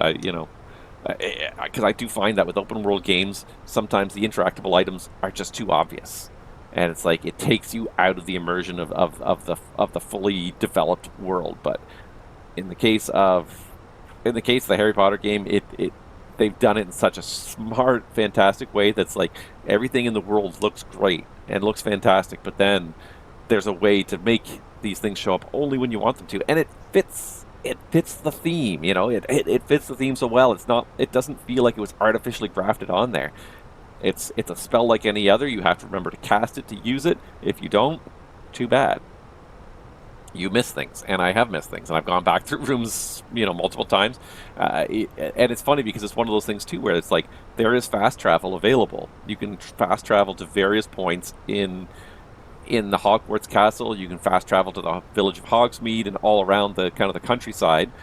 There's all these fast travel locations, but if you're fast traveling all the time, you're gonna miss these little details, and that's the neat thing. It's like, yeah, you can fast travel if you really need to get somewhere quickly, but there's a big benefit to not fast traveling. You'll find secret passages, you'll find hidden chests, you'll find other interactive side quests. If you're just fast traveling immediately from place to place to place, you'll miss these things.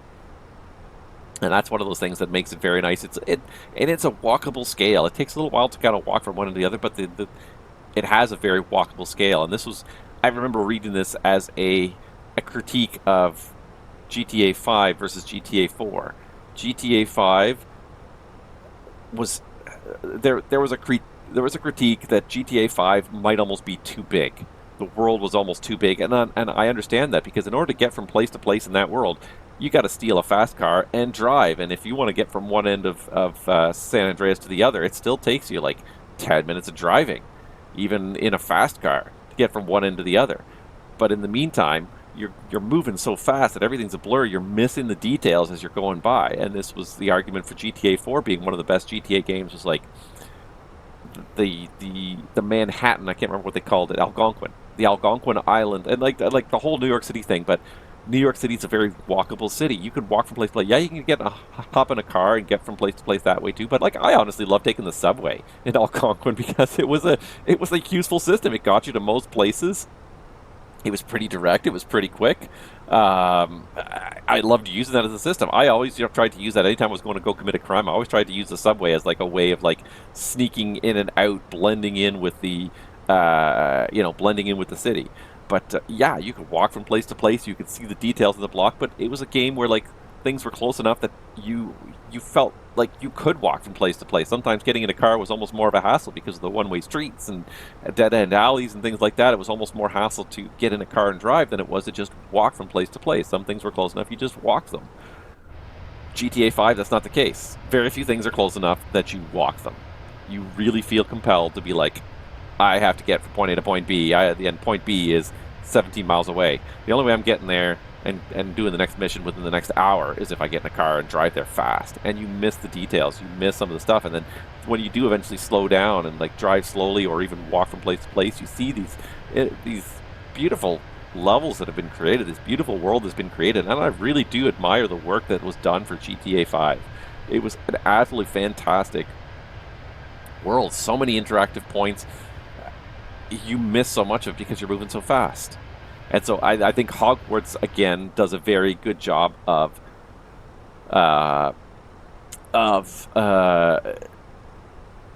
setting a good scale where things are very walkable. Yes, you can use the fast travel, and if you really desperately need to, I've used it a few times, and certainly if you need to get somewhere in a hurry, the biggest critique I've seen in the game so far, and the one that I've run into, is that there's this limit on how much gear you can carry around, and it's not a very high limit. And you end up opening these chests, and it's like, oh, we can't actually add the gear to your inventory because you got too much stuff. Too bad you don't get what's in the chest. It's a very common problem, so I find myself constantly going to Hogsmeade, to the merchants in Hogsmeade, to sell excess items that I don't think I need, so I have room to potentially open chests and get better items. Because some of these things will add to your, offensive capability, defensive capability, things like that, but you miss a lot of them because oftentimes your gear is full. And there's only two ways you can get rid of stuff that's in your inventory. You can either sell it or destroy it. There's no that's one thing that I do kind of wish, was that there was some kind of like a storage room. Like if you go back to your bedroom, you could store things in your bedroom, have your wardrobe or something. You could store extra things in there, come back and swap them out later, or keep them. Because that's for me, I tend to be an inventory collector. I tend to collect stuff in inventory and keep it. I don't usually sell the stuff. I usually keep it. That's just my. I'm a bit of a pack rat in video games sometimes. That's the one thing that Hogwarts kind of really does not do a good job of letting you do, is collect a whole lot of stuff. And maybe that is a good game mechanic in a way, but it also doesn't warn you about that. It doesn't warn you that your gear inventory is full until the first time you try to open a chest. It's like, oh, we couldn't add it because you're already full. And you're like halfway through a mission, and you're like, well, I can't go and sell stuff now because I'm halfway through a mission. I've got to finish the mission before I can go and sell stuff. So like, maybe it's not even so much that I have a problem with the limit itself, but the fact that like there's no really good indicator when you're at the limit or even approaching the limit until it's too late. That I find is the frustrating part of the mechanic. I don't mind having a low limit, and that's fine, because like I've accepted that in many games where like, okay, yes, your inventory is limited, you can only carry so much stuff, and I get that, and I think that's a realistic game mechanic. But I think the biggest annoying thing is that it doesn't do a very good job of telling you when you are approaching or at that limit. That I think is probably the most frustrating point, because then when you're midway through a mission, you realize I have no inventory room left. Too bad. You can't go visit the village now to sell stuff because you're in the middle of a mission only when the mission's over. So anyways, it's a minor critique, though. Overall, I think the game is very fun. The story so far, and I'm only, like I said, a couple hours in. The story so far is interesting. I'm curious to see where it leads, because there's a big world there, and I've only just started to scratch the surface of it. But for a free game, I feel like I've already got my money's worth out of it. I haven't played for 4 hours, and I can see myself playing this thing for 80 to 100 hours. Like it seems like there's a lot to explore there. And I got my kids into it, actually. I got my daughter to play it, and she was really into it. She was casting spells and having fun, and it's one of those things. It's one of those things. Like I think it probably would have been worth money if I paid for the game. And I think about how many games I've bought over the years, and you can probably go through your own gaming library and think how many games you've bought over the years that you regretted, that you're like, oh, that seems like a really neat game, I'll play that. You play it for like 2 hours, 5 hours, and you realize it's not as good as you thought, or you just move on to something else. But like, I have a Steam library full of games like that, and many of my games I have played, but it's interesting the contrast between the games that I've played a lot and the games I've played very little. And now I'm kind of curious to see, because you'll know it's number one because you're looking at number one right here. But and I always think it's also interesting. It talks a little. I think it speaks a little bit to a person when you see what games they like and what games they don't. What games, or not even what games they like or what games they think they like, but what games they actually play. I think that is the real kind of. You can really kind of learn a lot about me by looking at my Steam hours played list here. Obviously, Flight Simulator is the hands down, like, oh my god, winner at 6,500 hours. But then again, American Truck Simulator. You know, you look at my top three here, and you start to see where my interests lie. Transportation, logistics, and transportation is huge. I've enjoyed American Truck Simulator for years. I think again, there's another game where like the level design is really great, and they put lots of fun Easter eggs in there as well. But the overall design of the game is great, and then you can just sort of just sit back and chill and drive sometimes. And sometimes that's just all you want to do, is just want to do something a little bit relaxing. So. You know, the thing is that this list is always a little bit skewed, because like I'm a person who will not always stop a game, quit a game when I'm done playing it for the time being. I might leave it open for several hours before I come back to it. Microsoft Flight Simulator, of course, being the number one example of that. But even, you know, American Truck Simulator, I might like pause at a rest stop, be like, okay, I got to go do some things, and I got to come back in like 2 hours and maybe have another little playtime at it. But I'll leave it running for that 2 hours. So like these hours are not necessarily the hours I've actually spent playing, because it's the time the game has been open, maybe not me playing. Railroader is another one. This one is the recent favorite. Just crept right up the list, because I only bought this, I want to say like 6 to 8 months ago, and and again, this is a game where like, again, 900 hours, but how much of that I've actually played, I don't know, because it's another one of those games where like I just pause it and I just walk away and I just let it sit there with the computer, you know, pause for hours sometimes. I'll come back later in the day or in the evening and play around some more. But it's also such a great real-time game. It's a lot like Flight Simulator in that it's a total just real-time game. There's nothing scaled up about it. It is, because even American Truck Simulator is like the map is a scaled down version of America. It's not a one-for-one recreation of America. There's definitely, I think it's scaled down on a ratio of like 6 to 1 or something like that, which is still pretty big map. It takes you a while to drive across it. But Railroader, it is a one-for-one game. It is like a 40 or 50 mile long short line, and you can. It's not just about driving the trains; it's about running the whole railroad. It's about moving freight from point A to point B, scheduling passenger runs, moving passenger runs from point A to. And it gets a little bit hectic, because like it's a multiplayer game, which is really great because you can play with up to 4 other players. But and then it also has like automatic AI engineers, and they're really not very smart AI engineers. They're actually not called AI. They're called automatic engineers that will just either drive at full speed towards the destination until they either hit a red signal or a scheduled stop or a switch against them or whatever. Or you can drive it yourself. So like very much so, like I run like an entire railroad as a one-man operation, but like I'll have like sometimes 6 trains running simultaneously back and forth across the railroad. I'll be changing the signals. I'll be doing everything. It's such a neat game, and just something really fun about it. But like you look at my top 3, and then you kind of move on from that, and you really kind of see the other genres that I like. Deep Rock Galactic, just a fun game by itself, but then very much Factorio, Space Engineers, Dyson Spheres, Satisfactory, Transport Fever, like very much logistics, especially these kind of 3 to 4, very much like a whole other tier of like logistics, and they all kind of scratch my itches a little bit differently. Satisfactory is definitely this 309 hours is not accurate, because Satisfactory released on the Epic Store initially. When it first released on the Epic Store, I said that's my kind of game, and I downloaded it and I started playing it right away, and I probably logged 1,000 hours in the Epic Store playing this game, but it's not represented in my Steam library in that sense. But yeah, you can kind of get a sense of the kind of games that I enjoy. I do enjoy The Sims. The problem I have with the only problem I have with The Sims is that it doesn't, for some reason, half the time the Steam game does not run on my computer. I don't know why. It just simply will not run. It drives me nuts like that sometimes. And then, but it's funny, like the contrast, like the top game, 6,500 hours, like there's this real disparity. It's like the class disparity in modern society, where like the top like 1% represents like 99% of my gaming hours, and then like the bottom 20%. It's like all these games, like some of them, like I've really enjoyed. Like there's Mafia 3, Mafia 2. I've really enjoyed some of these games, but just sometimes just not. I haven't gotten as much out of a game as I ever thought I would. Anyways, I think we've just reached our ETP. We're about halfway. Just about to reach our ETP. We're about halfway. We got a little more than an hour to go until we get to London. Maybe now is the time to just sort of start fast forwarding a little bit, looking up ahead.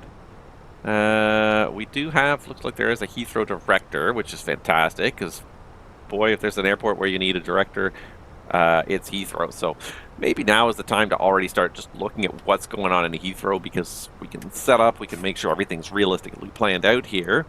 So let's see here. First thing we want to do is just get an ATIS. So let's do that first of all here.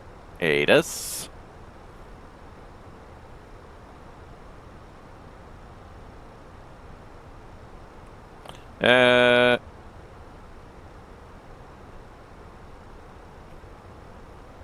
Let's see here. EGLL.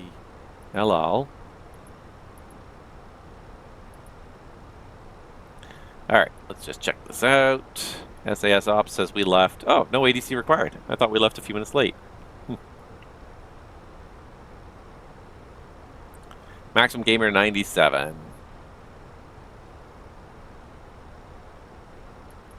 Alright, this is EGLL information, Foxtrot at time 1550 Zulu. Arrival 27 left, departure 27 right, transition level is 75.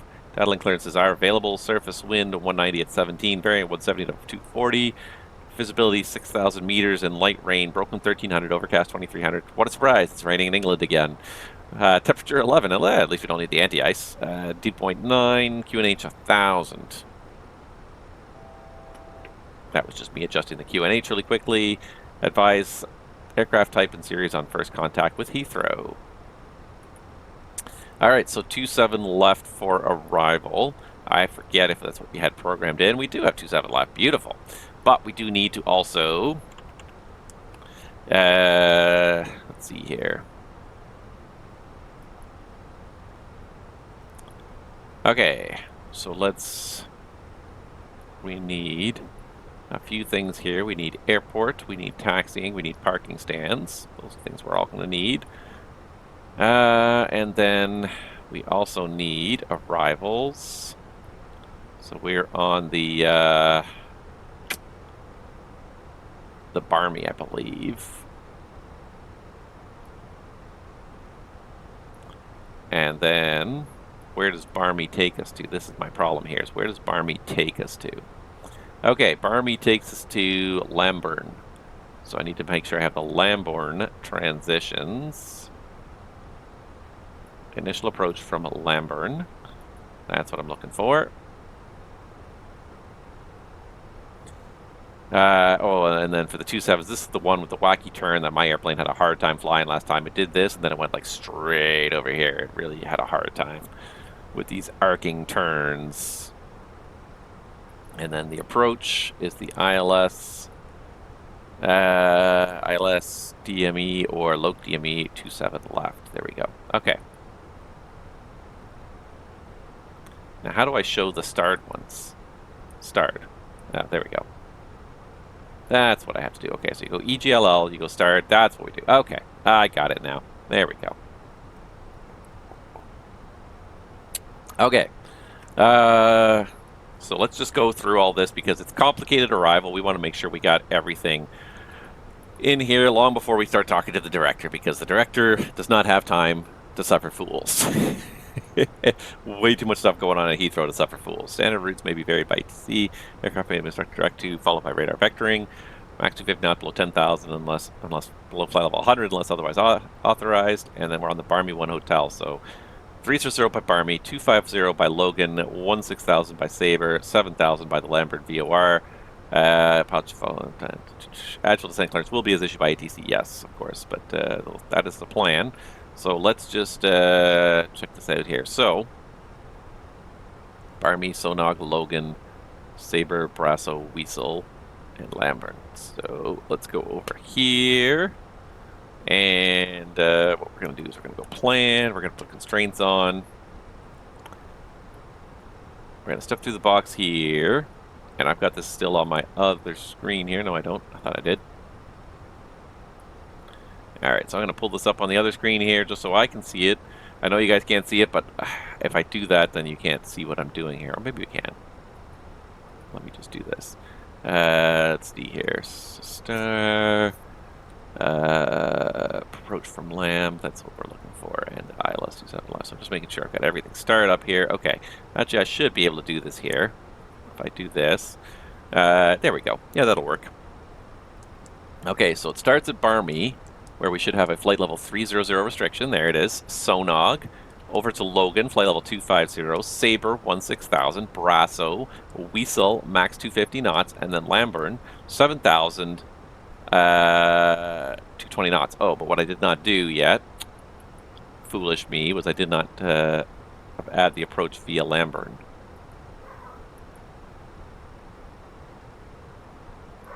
So I gotta add that. My dogs are barking for some reason. I'm gonna have to go check on them if they're barking at something. Why are you barking, dogs? Ugh, dogs, really?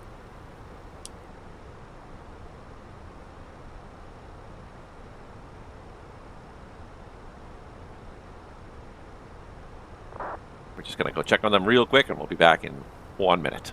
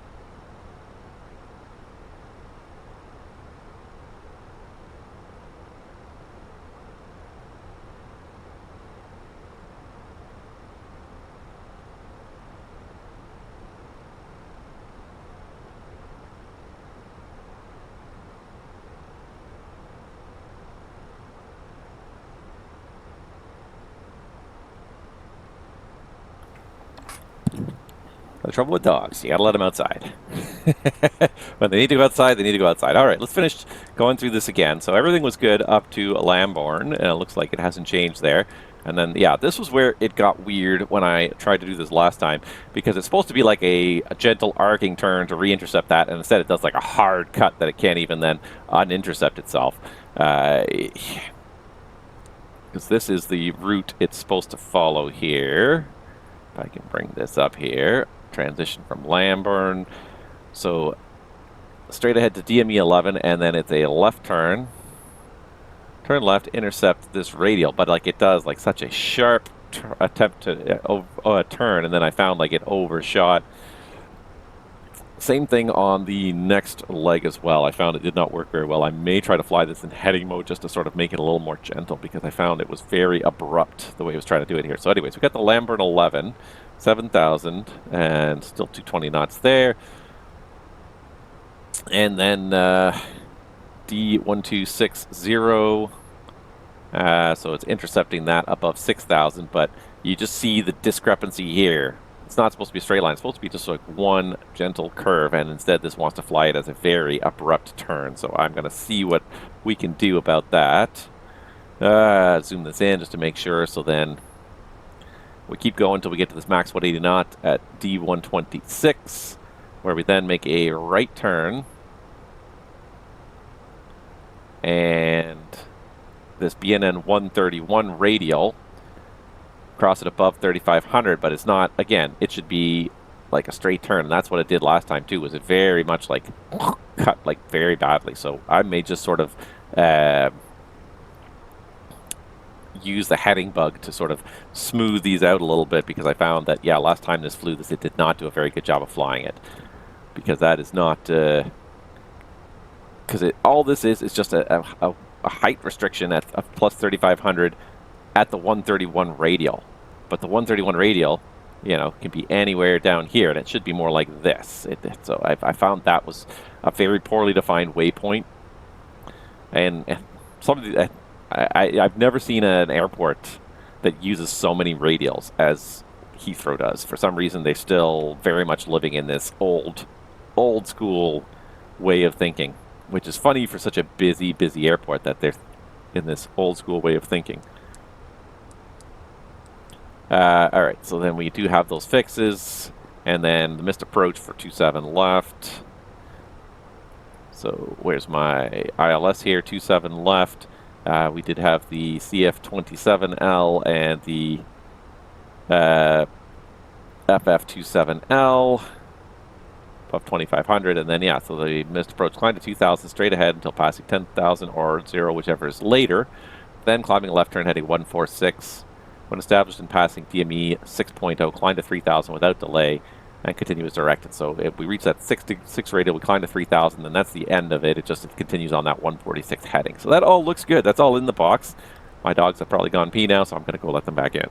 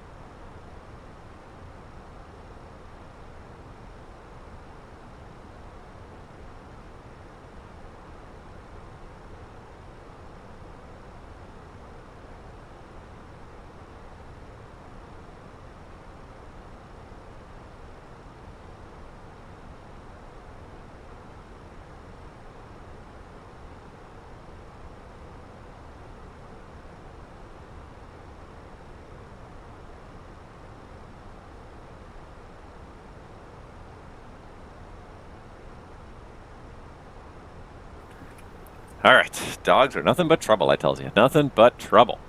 Now I'm becoming transparent in so many dimensions here. I don't even know what to do. So now my chest is becoming transparent.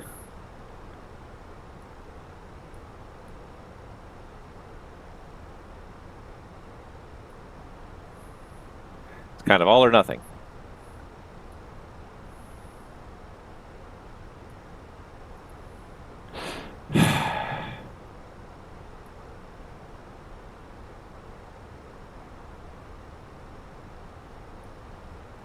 Still cannot seem to unmake myself as being semi-transparent here without losing some of this transparency behind me. You're just going to live with my transparent chest, apparently. There. Do that a little bit more and create a little bit less shade. For some reason, black is transparent too. I don't know why the black is becoming transparent. It was working. It was looking very nice at the start of this day, and then it's gotten very... I don't know what's going on with it here. It's becoming very frustrating. Anywho. Yeah. I got a little bit of precipitation up ahead of us on the weather radar there. But, okay, so what time are we at here? We are at about 20 after. We're still almost 1 hour away from landing, so we could probably try and find some other things to talk about. I was going to try and find something else to talk about. But,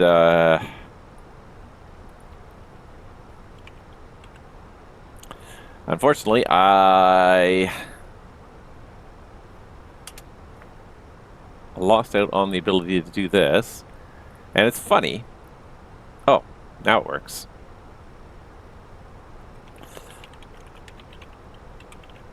So one of the big problems we have nowadays, and it's funny, the problems that don't become problems until you realize they're going to be a problem because you're solving a different problem.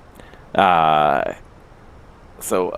know, the problem with passwords nowadays, and of course everything's being hacked constantly, is that nowadays most people are switching to just using randomized password generators to generate random passwords and use a password manager of some kind to save them.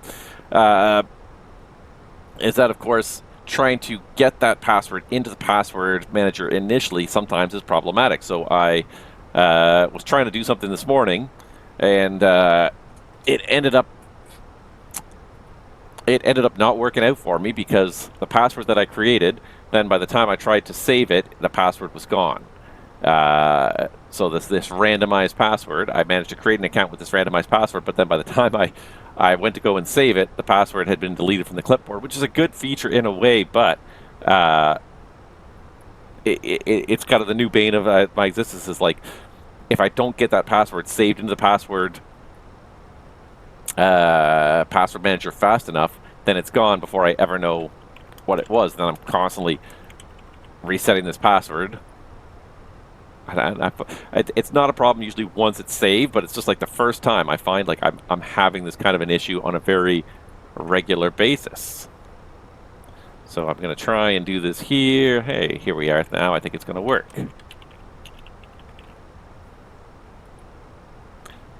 And then you save it, and now it works. But like I've just been trying to... It was one of those things where it's like, it's funny that it didn't want to work for me the first time. So anyways, yeah, something else I saw this morning that was kind of a little bit neat was FSCharter has released version 2 of their software. So I honestly, until this morning, I'd never even heard of FSCharter. It was something... I guess it's been around for a while because now they're on version 2, and apparently it's a big reinvention from version 1, but something I had never seen before. But what immediately struck me from reading the description was, man, this sounds a lot like FSEconomy now. So another career simulator. Definitely not the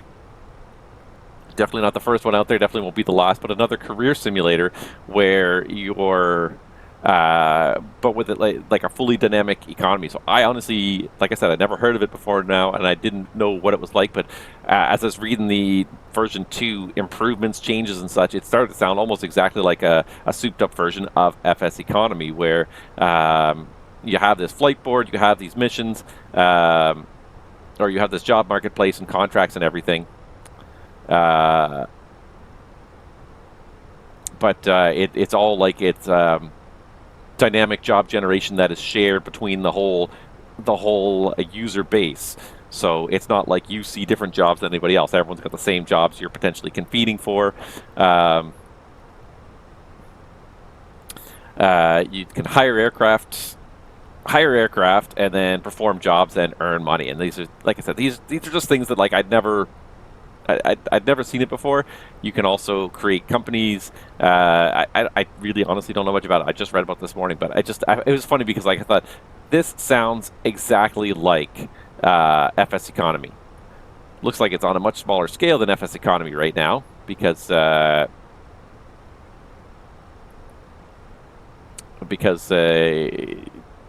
you know, probably relatively new software, relatively new version where it is now. What am I trying to say here? I guess the previous version it was not like a shared economy. It was every individual player kind of had their own view of the world. But now it's supposedly you're competing with other people for contracts, for missions and whatnot.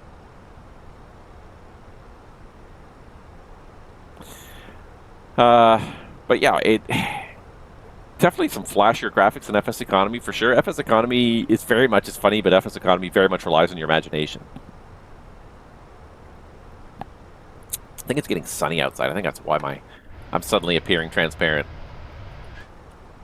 And it's funny that even the amount of light coming off of the computer screen is enough to change my appearance here, is enough to push me over the point where I'm half transparent.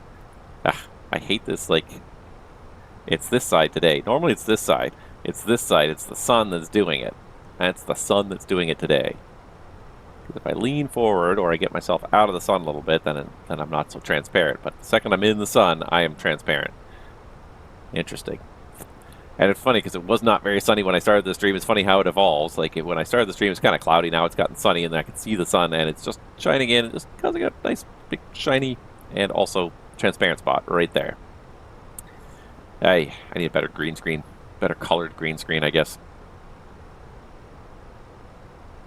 Anyways, yeah, kind of struck me as like it looked interesting, and it is free to join. You can join for free. And there is a premium version that lets you unlock some additional features. So the biggest thing, resuming interrupted flights would be great, but I think the biggest thing probably is the longer job timeouts, maybe the sim brief integration. And the whole idea is then you also can get like, you create companies like that without having really dived into it too much, it seems very much that that's kind of the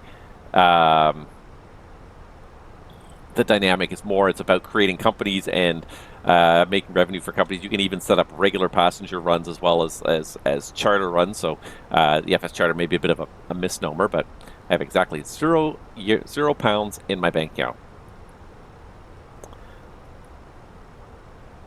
Anyways, I have not and you can go work for different charter companies. It's interesting always to see how people create different companies and try to sell them, and they even create names that try to sell the company a little bit. Some of them a little bit more realistic, some of them a little more marketing friendly.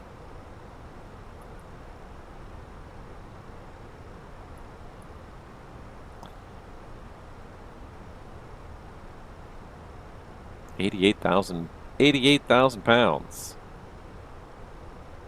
Anyways, I'd be interested to kind of play with this system a little bit more. I'm still enjoying FSEconomy. I think FSEconomy is a really fun system, but I do stand by that idea that it is it's very much based on your imagination. There is the interface where you're obviously on the website where you're actually dealing with buying and selling aircraft and everything like that, and you know, obviously getting jobs and everything, but there's also a huge amount of just like your imagination involved in it. So like you go to an airport, or let's just choose my favorite airplane here, my citation, and see what airport it's at. But like, you know, it's very business-like. it's not very much excitement to it, but it's all about the imagination. So I like to use this to kind of find fun different flights, and FSEconomy is great for that because it takes you to airports you've never heard of, let alone you would ever think of going to, and that's what I kind of like about FSEconomy is it very much it creates this pseudo-random charter world, and especially if you're integrating it with like VATSIM and you're logging the flights on VATSIM, you're going to places and doing routings that otherwise would never be heard of, because like you start doing airline routings and it's the same thing over and over again, and even as a controller you see the same routings over and over again when you have airlines flying through your airspace. So I always find like there's two things that to me that make controlling on VATSIM really interesting. There's either very different flying or very heavy workload. When you've got a heavy workload where you've got 5 or 6 airplanes converging on an airport at the same time that you've got to vector them all into an appropriate final, I find that's very interesting. The other side of it is when you're just doing things that are unusual, when you see people going to places that are not the normal places. So like my home FIR is Toronto, so you get 98% of our traffic is in and out of Toronto Pearson, but then you get someone who flies from Toronto City up to Sault Ste. Marie, or does like Peterborough over to London or something like that, where trying to blend that abnormal traffic into in and around the normal traffic flows. That's what kind of really makes things interesting, and it forced me to actually do something outside. Like I can handle like a normal volume in Toronto with my eyes closed, pretty much. Like I just, because I know it, I've done it for so long. So it's very interesting to me when you've got something that's different. And I have to go look up this chart because I don't know that airport. I don't know what approaches are available in Peterborough or London off the top of my head, or at least what the fixes are that I can clear people to. So that kind of makes it interesting when you're doing that sort of thing. Because the thing about VATSIM is that as a controller, it can very quickly get very repetitive. And I think that's why a lot of people it loses interest for controllers after a while. Is the challenge is not there unless you've got like I said, there's two things that make it interesting and challenging: is the abnormal, the airports you're not used to, places you're not used to seeing, and the other thing is that makes it challenging is when the traffic volume is high enough that you're like, wow, I need to really focus and it's not just, okay, just a lazy vector onto final, it's fine. No, we need to be precise because there's so much volume that everybody needs to be exactly where they need to be. I need to get people going quickly and accurately. And the other night I had that, actually. It started out really quiet, and I thought, it's going to be a really quiet evening. I can't remember what night that was. Might have been like Monday night. Started out really quiet, and I thought, this is going to be a boring evening. And then about an hour in, it turned into just like craziness.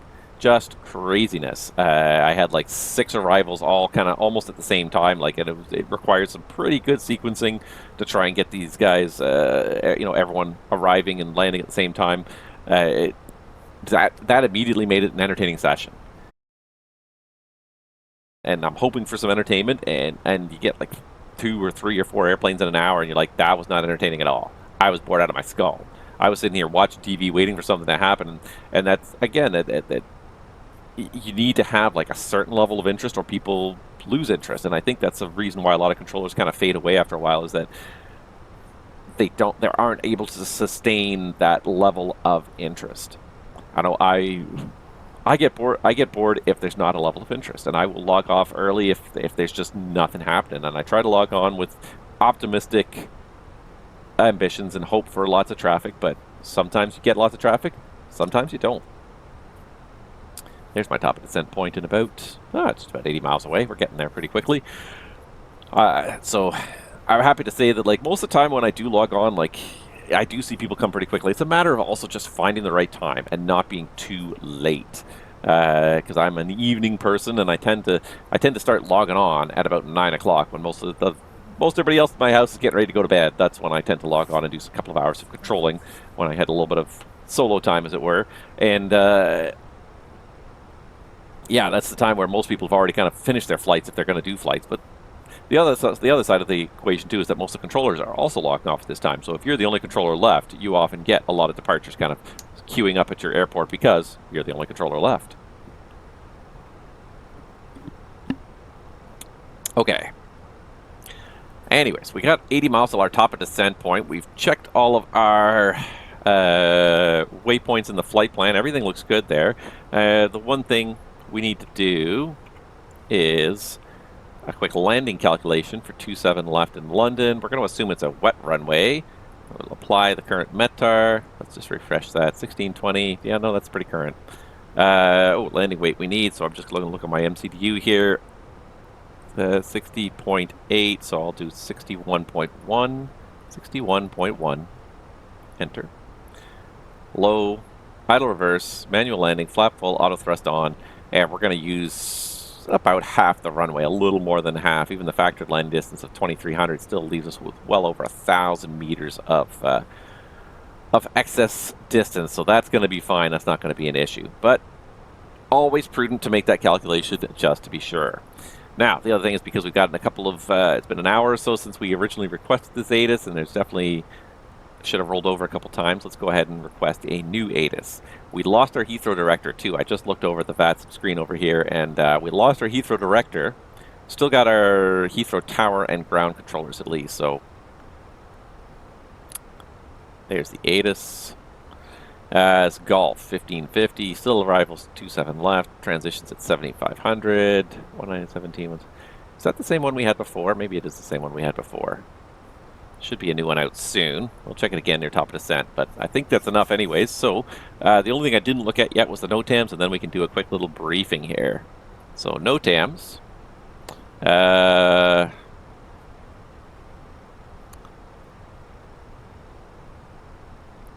Cranes, searchlight displays, laser displays, runways.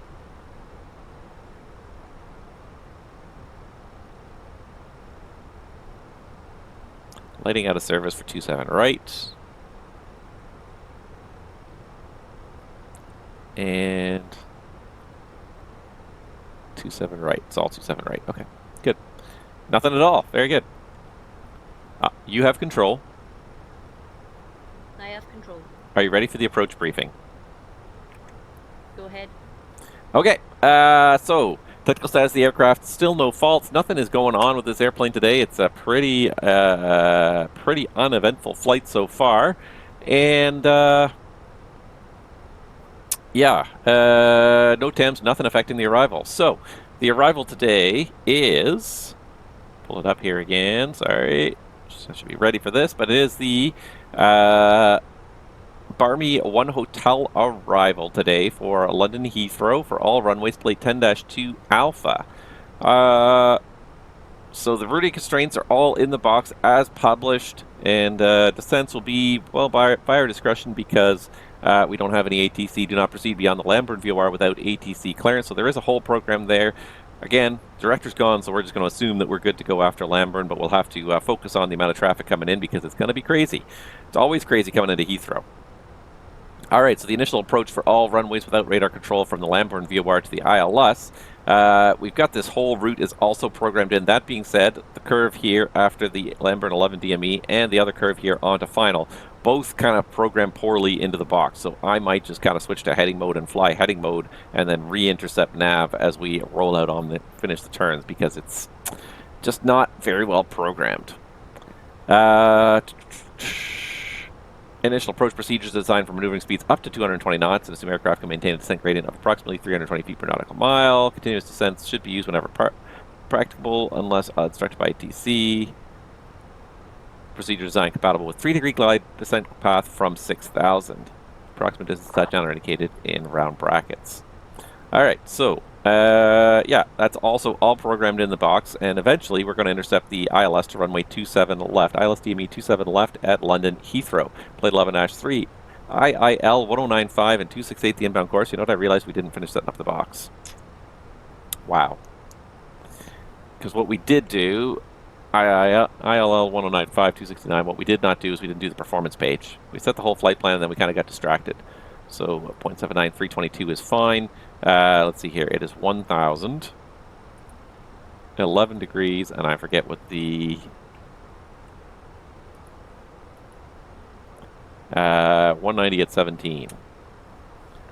So 190 at 17. All right. transition level is 75, and ILSDA 277. Pretty sure it was 3,000 for this mist eventually. 3,000, 3,000. And then I think we're good to go. All right. Yeah, realize that I did not have that stuff rechecked afterwards. All right, so we are doing the ILS. We checked it now, ILL 1095. It's all in there. And final approach course 268. 7.5 mile final check is 2,500 feet, and the DA again 277. Field at 83, runway 77. Missed approach 2,000 feet straight ahead till passing 1,080 or whichever is later. Then left around track 146 was established, passing 60 ME, climbed to 3,000 feet without delay. So it's actually 2,000 initially. I should probably have set the 2,000. It is a standard 3-degree glide slope. We got Pampas on the left and a Hiles 2 runway lighting system. RVR 550 meters, assuming all the lights work. It's fine. And landing, it's going to be a convenient right turn off the runway here at Heathrow, probably around November 5 Whiskey or November 6. And then we'll go to a gate as specified by ATC, since we got lots of ATC online to do that. Let's see here. I'm just going to pull up the parking stand just to make sure I've got it. Okay. Let's see. It's going to be a managed approach to a manual landing, localized slope coupled approach, clear for the approach. We arm approach mode with a second autopilot, and the ice will be off. Auto brake, we can definitely do low, config full, and max reverse initially till we're decelerating. Then we'll modulate our reverse from there. Yeah, autopilot come off when runways and sight landings ensure no traffic ahead. The biggest risk for this approach today really is just the lack of a director, which means we are going to be kind of trying to get ourselves established on final with a whole bunch of other people. It's always busy here in Heathrow, so it's going to be a bit of a challenge, but hopefully a little bit of open communication on the proper frequencies. I'm going to go ahead and put this on to TCAS on below for the descent phase. Yeah, that's my biggest start, really. And then just a last-minute gate assignment when we get on the ground. So we'll be ready to kind of record that and while we're still trying to move towards the gate. Trigger GSX once we're on the ground. Any questions? No questions. I have control. You have control. All right, but we're almost back to Heathrow again. And this time we do have ATC... Pity we don't have the director. The director was there for such a short period of time, because that's probably one of the more crucial functions really at Heathrow, is making sure you have a director, because there's just so many airplanes coming from so many different arrivals. It's a little bit challenging. I think Toronto's almost a little bit easier, because Toronto just has these nice long extended downwoods without any kind of RNAV transition to final unless you're on the straight ends. So it really gives people the opportunity to kind of pick where they want to turn base and coordinate with other traffic turn base. But this one, because we've got kind of these published transitions, it's a little bit hard to leave the published transitions. I mean, you can do it, but I think it makes it a little bit more challenging to try and time your arrivals. Last time we did this, I remember we were right up behind some other aircraft that were slowing down pretty quickly. It definitely made it challenging. We figured it out in the end, and we managed to land without causing a conflict with any other airplanes, but it definitely was a bit of a challenge. It's not going to help that the RVR is down like 500 feet, but the TCAS will be our friend. The traffic awareness on our ND will be our friend for this arrival today. Couldn't even try and imagine trying to fly to some of these airports without a controller. And it brings up kind of an interesting point too that was brought up recently, because it's North America is having a major systematic problem attracting and retaining air traffic controllers. It's a systematic problem that's been going on for some time now, and it's not getting better. And it's a problem in the U.S. It's also a problem in Canada too. The U.S. has their own set of issues, some outdated infrastructure in a lot of cases, but also just like again, this American like get it done kind of attitude, which is great, except for the fact that like safety is compromised as long as the job gets done. It so often seems to be the way that it's very frustrating for the controllers that are in the system, because like they're understaffed, they're working twice as hard, they're working holidays, they're working double shifts,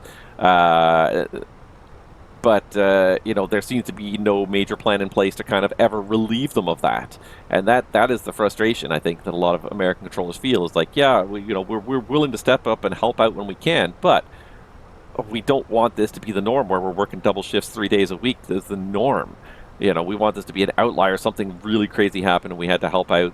But it's like every day they're expected to help out to this degree, and it's so I understand, and I think that a lot of controllers are feeling. A lot of controllers in the U.S. feel very frustrated. Canada, the issues are a little bit different. We've been kind of eking towards a controller shortage for a while. COVID, unfortunately, really killed the air traffic control system in Canada because there was no government bailout. And it's a not-for-profit system. So the basically what happened in Canada is, in general, the not-for-profit system has worked very well, and they just basically the system is funded based on user fees. I'm just going to set the 7,000 for Barmy right now. 7,000, flight level 70 set, Roger 70, and here comes the mock descent alt magenta. So the system in Canada is paid for with user fees. The trouble with the user fee system, you know, there is an advantage to the user fee system in that it makes it arm's length from the government. Governments can't just like cut. You know, like the system's supposed to be self-sustaining. So you charge the users of the system what it costs to run the system. So all the airlines chip in. They pass that cost along to their customers, the passengers. All the private owners, in most cases, private aircraft, it's just like a yearly fee. Once a year, you pay a fee, and then you get unlimited service throughout the year. Whereas airlines kind of pay a fee for service based on each flight. You know, the length of flight, whatever the service provided. That's the fee you pay. The trouble is that when there's an economic downturn and air travel falls, then the revenues for the system dry up. So, of course, that was foreseen as part of the system. So, what was established early on in the Canadian system is that the NAV Canada, which runs the ATC system, would have a reserve fund for rainy days, basically for economic downturns. They would do an analysis. They would say, okay, based on previous history, you know, a standard recession triggers about a 15% drop in air travel. So we want to have a reserve fund that's going to cushion us through a normal length recession with a 15% drop in air travel, maybe even a little bit more than that. Consider, you know, kind of a worst case scenario, and maybe make it 20% for 2 years or something like that. With the assumption that air travel does come back after every recession. It will rebound eventually. So, they'd gone through a couple of recessions already and weathered them just fine. COVID was so completely different that it completely screwed the system over. Because COVID was such a complete and total die-off of all air travel. The drop in traffic was on the order of 80 to 90% over the course of a couple months, and all of a sudden, and now Canada's funding system had just never been designed for that dramatic. That dramatic fall off in air travel had never happened since the dawn of the modern age of air travel. Since the modern airline era, never could anyone conceive of the airlines just simply stopping flying altogether. Just like we're parking like 90% of our airplanes, or some airlines just simply shut down for 2 years altogether.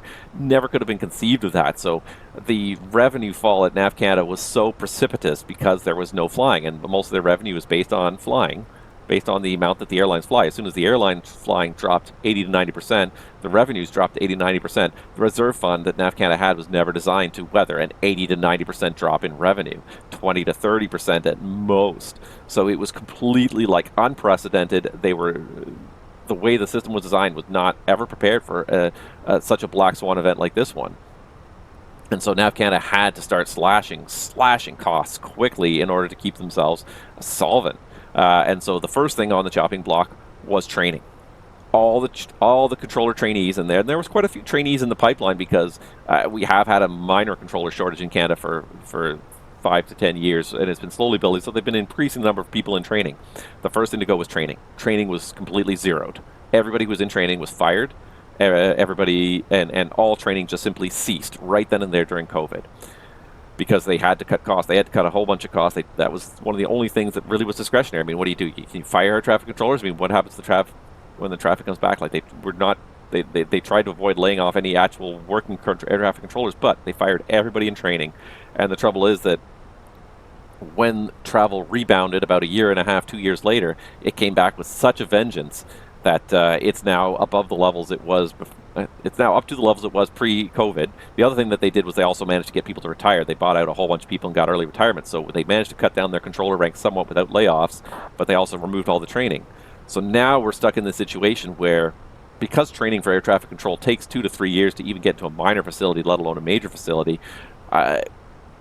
we have this point where just no training was happening at all. And only now are we starting to see the first people who entered training post-COVID start to finish training. But in the meantime, people kept on retiring, the traffic kept on growing, and we now have this shortage in Canada that is, across the country. I don't know how many, but we're probably like 100, 200, 300 controllers short across the whole country, which is a lot of training. Canada's not a big system to begin with, so there's not a lot of training throughput available. There's not a lot of training in facilities and infrastructure. So Canada ended up very far behind, and we end up in the situation where we have so few people working that one person calls in sick, and that's it. There's one person left working in a tower at an airport in Canada. And some of these airports are not small, quiet airports. They're reasonably busy airports.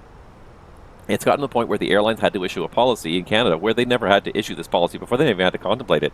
Where if a control tower closes because it's understaffed, pretty much all the airlines in Canada got together and agreed that if a control tower in Canada closes only because it's understaffed, we're not going to operate at that airport while that control tower is closed. So you get a situation where you only had 2 people on shift, one person calls in sick, and you're left with one person on shift running a control tower at one of the top 10 airports in Canada. That person is required to take mandatory breaks, 30-minute breaks every 2 hours or 4 hours. I don't know exactly what it is, but there is a mandatory break period. You have to take it. You can't just sit in the control tower without a break for 8 hours or 6 hours or anything like that. You have to have a break. So I think it's every 2 hours. So after 2 hours, this person would simply put on the ATIS that the control tower is closed, the airport is uncontrolled for the next 30 minutes, and they would take their mandatory 30-minute break, and then there's no fault to the controller because they need that break. You cannot do this job endlessly for hours at a time. You need a mental break. You need a rest. Your brain needs a rest. It can be an intense, heavy job.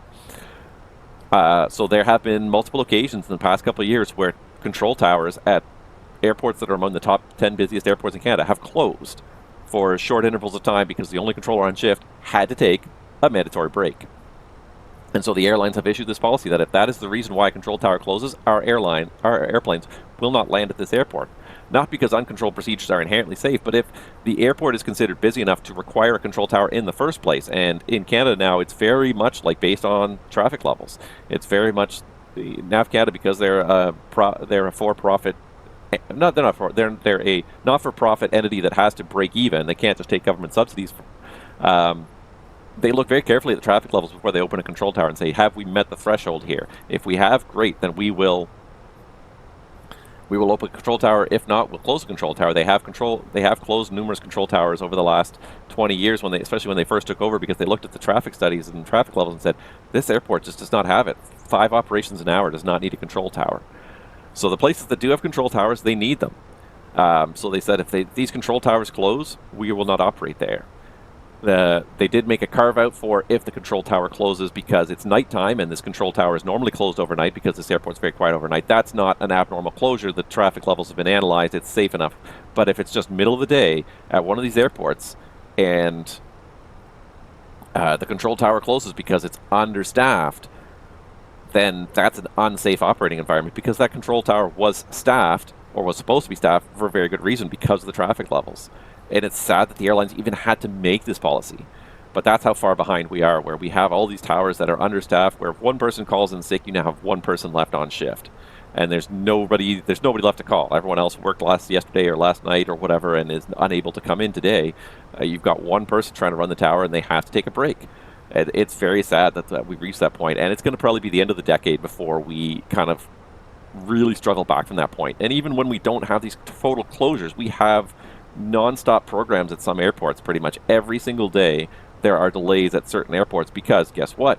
We are understaffed. We don't have enough staff to handle the number of flights inbound. We're going to restrict the number of flights inbound in order to keep it manageable. And even when they do that, and I've been to some of these airports during these restrictions, even when they are imposing these restrictions, you can hear the controllers are overworked. It's not fair to the controllers to make the controllers who are doing their job, who are showing up for work, who happen to get trained before this disaster happened, that they are being forced to you know, that they're being forced to work more hours than any controller should, any more than the pilots should. Like, you know, we have very strict rules about how long pilots can work and what is considered overtime and when you just simply cannot work anymore, when you have to have a mandatory rest period, because you want people to be on top of their game at all times when they're doing these safety critical jobs. You want them to be in their best frame of mind, able to think and handle whatever situation might come their way. And most days it might not be that bad, and you can handle the situation quite well because there's not much going on. But you need people to have that capacity for when something bad happens, to be able to step in and you know, step in and do an above average job on this, because above average is not the right word, but be able to, you know, successfully complete some abnormal situation because this is what the day presented them with. And it's sad that North America is so far behind. The US is so far behind on the hiring. Canada is so far behind on the hiring. And it's going to be years and years, possibly a decade, possibly the end of the decade before certainly Canada is on track with the number of controllers they should have on staff. And it's sad that we are at these kind of points. A little bit frightening sometimes as well, because you can hear, like, and the internet is, well, the internet, YouTube is rife with examples of, especially in the US, overworked controllers making mistakes because they're overworked, and they're being near misses. And same thing with pilots being overworked and potentially making mistakes, and there are near misses because people think they're doing one thing, but they're just so busy and so preoccupied with trying to do 3 people's jobs at once that they can't, that they are missing things. They're missing important things, and there have been so many close calls, and you look at them and you say, oh yeah, the controller was at fault, but the controller's not really at fault because they were put in this situation where they were forced to do way more work than they were supposed to. Yes, their attention lapsed on this one particular issue, but why did their attention lapse on this issue?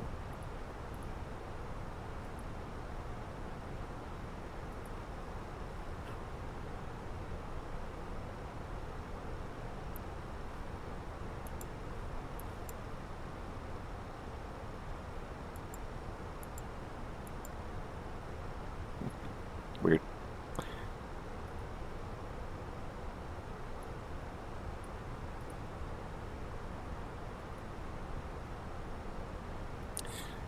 I just got a message and the guy says, I can't see a flight plan for you. And now I'm looking, like, you know what, you're right. It says filed, but maybe...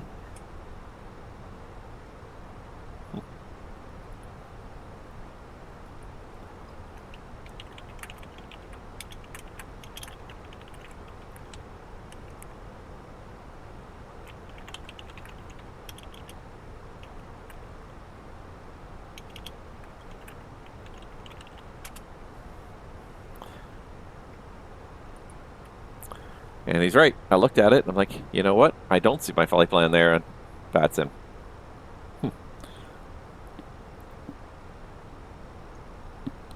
It's one of those things I love about this network. You feel like everybody's in it together. People are working together, and even when there's no ATC online, people are working together to try and just do the best they can together. All right, so all we got is South Tower on 118.505. All right, 118.505. So let's make sure we got that frequency ready to go for the tower. We're going to start making some calls as we get closer to London here. 18.505. 18.505. So that's ready to go. And that's because yeah. I mean, you get people sometimes that are just not paying attention, not playing the game, not willing to work with the system, but most of the time people are very willing to communicate, work together, try and, you know, I rarely see anybody say I'm gonna cut in front of anybody else. If anything, it's usually the other way around. It's usually, no, I'm gonna wait and let you go in front of me. If there's no messaging, they're gonna make sure that they say that. So I always find that it's very okay. Arrival still 27 left, flight level 75 transition, 190 at 15. I'm just gonna reach down and do this in my MCDU. 190 at 15. Temperature's 12. It's getting warmer. Broken at 1400 in light rain. Visibility 7,000 meters now. Good. It's getting better. And QNH 999 now. 999. So I'm just going to go ahead and adjust that there on my EFS panel. There we go. But yeah, I find people... 013, set passing 18,000. I was just adjusting it in preparation. But I find that this is a very helpful network. People are always willing to try and, you know, give way to other people, let other people go. You do get some people who are just like very much not thinking about other people, but the vast majority of people on this network are thinking about other people besides themselves on this network. Definitely a lot of transmissions happening on the Unicom now. As we get closer and closer to London, we are basically about to cross over, make landfall in England here. Not that you can see it below us with all the clouds, but we are about to make landfall in England, so it's just about to get crazier and crazier as we get closer and closer into London. I don't see any other aircraft yet, but give it time. When we get closer here, it's definitely going to be some airplanes out there.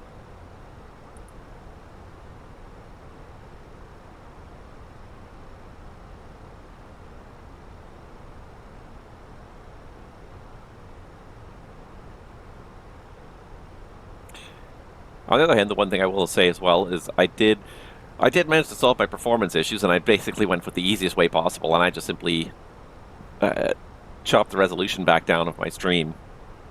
Normally, when I am flying on my nice big monitor, I like to have it up at the 3840, but I chopped it down to the 1920 today because all I'm ever outputting is 1920 anyways. That's the resolution of my output, so having it higher for me is great, but you guys aren't seeing any of that detail anyway, so to keep the performance up, I'm going to have the resolution come down for the streams. I'll put it back up for myself when I'm flying by myself.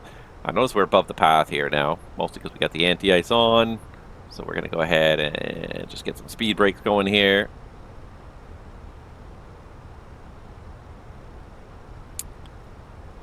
Try and catch that path because we want to be on the path here. We've got Weasel is 250 knots. Here comes the deceleration for Weasel. And there's my path again. We're almost on it. We should probably have the belts on flying through this stuff here. Why don't we just go double ding at this point anyways. Alright, so slowing for the 250 knots. And we got Lamburn at 7,000 coming up.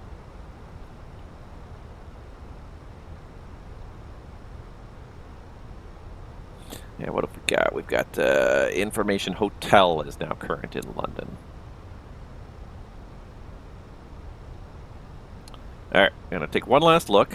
For a second when the guy was messaging me, I thought maybe the Heathrow director had come online, but no, still no Heathrow director. Delivery ground tower, but no director. And that's just with the amount of airplanes that usually are inbound and outbound from Heathrow. Director is one of the positions you really need. And I always find that myself. Like, I personally think that arrival is probably the most fun position on VATSIM when you can focus on just arrival and it's busy enough that you're working. Speed. Close the speed brakes, I guess. You know, like if it's a boring day, then arrival's not very fun. But if it's an event going on, I think arrival is probably one of the most interesting ones. But arrival is one where you really rely on the pilots to be on their game. I guess I should probably actually be on my game here too, get a little more in position and ready to control this airplane. But arrival is one where pilots got to be on their game. It only takes like one or two pilots not being on their game that really quickly cuts down your ability to handle workload. If all the pilots are on their game, you can do a lot as a VATSIM controller. But if you're waiting for one guy who's super slow with the readbacks and is not, it takes 90 seconds before they start the turn you instructed them to do. It makes it very hard to get anything done at all. You really, that is probably my biggest, and I hate to say it's a pet peeve because I don't want to be pet peeve, but because people are learning. But it very much is. Like, if you can't control your airplane, if you can't turn it within, start a turn within like 15 seconds of receiving an instruction, start an altitude change within 15 seconds of receiving an instruction, if you can't make those changes that quickly, you're really going to set everybody else back. Not just yourself, but if it's busy, you're going to make it hard for the controller to deal with everybody. All right, there's 10,000 setting 7,000.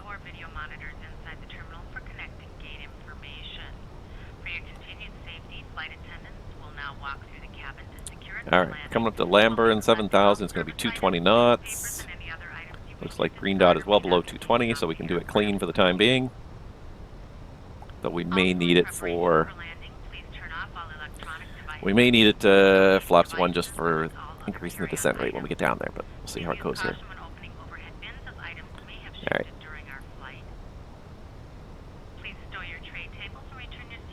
Boy, it got dark. Got dark in this cloud deck, didn't it? I don't see too many other airplanes right now.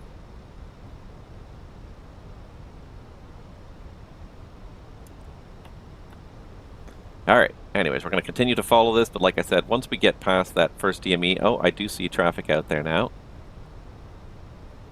20 miles out, yeah. Once we get past Lambert, I'm going to just fly it manually with the heading mode. It's very bad practice, but I just... The way Fenix wants to fly it, the waypoints it's put in there, not particularly pleasant.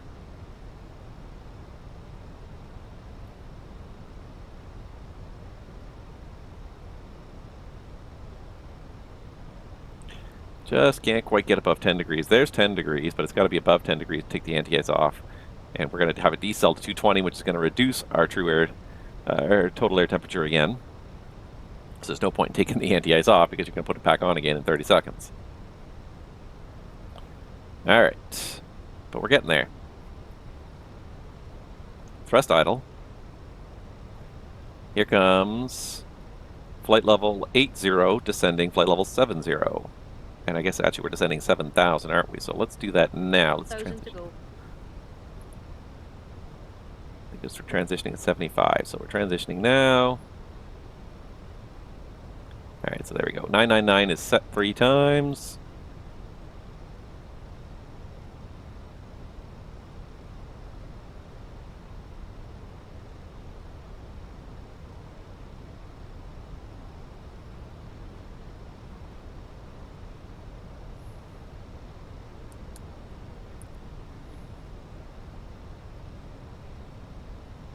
Speed, Alt Star.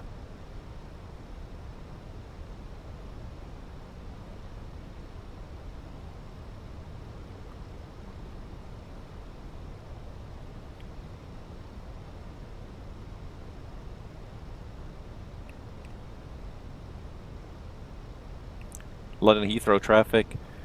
Scandinavian 809 crossing Lambourne for the ILS runway 27 left. Estimating 27 left in 13 minutes. Alt.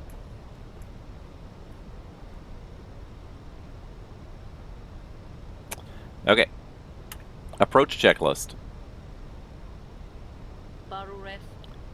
999 set. 999 set. Seatbelt. On. Minimum. 277 feet set. Auto brake. Low armed. Engine mode selector. Normal. Approach checklist completed. Thank you. Alright. We're going to go 3,000. I'm going to manage the descent now. Speed, all constraint, descent blue. And actually, I might just put the 6,000 on there. So Traffic, you are at now we're starting to see some targets here. Now we got to figure out how we're going to get in here. So I think that guy is going to be ahead of us. By the looks of it, he's a lot closer to the final there. I think that's the Biggins Hill traffic there at the plus 500 at 12 o'clock. So I think we're going to fall in behind them. We're definitely going to keep an eye on them as we go down.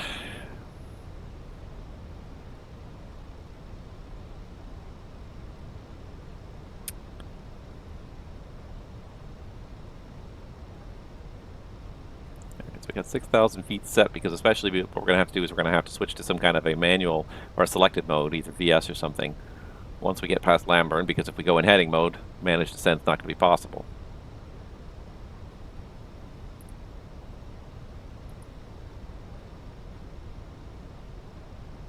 So we'll see how this works here.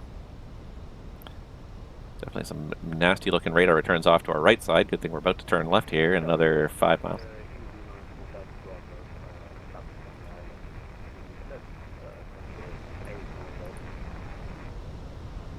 Heathrow traffic, shuttle 9 kilo is fully established line is 27 FB up 10.5 miles to run, doing 160 knots to 40 at me, Heathrow traffic.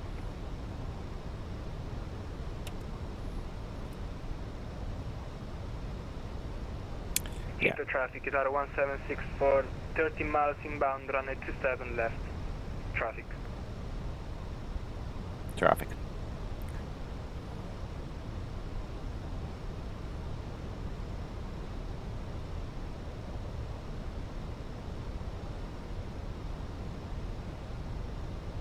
Yeah, ready. Heathrow traffic, speedbird 391, fly heading 335 degrees. You're going to set the local as 15 miles out from 27 and land. Busy out here for having no director. That's for sure. Heathrow traffic, shuttle 9 Alpha. We're going to slot ourselves in behind the landing Italia transport aircraft for Heathrow traffic, shuttle 9 Alpha. Alright.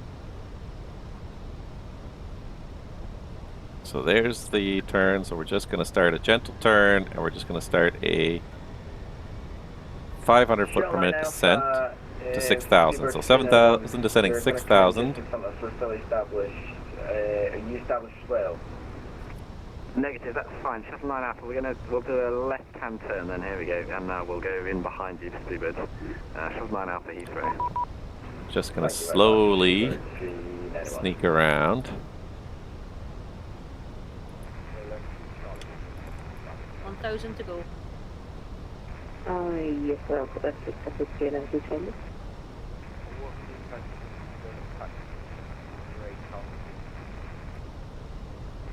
I'm waiting for the engine start up and we're going to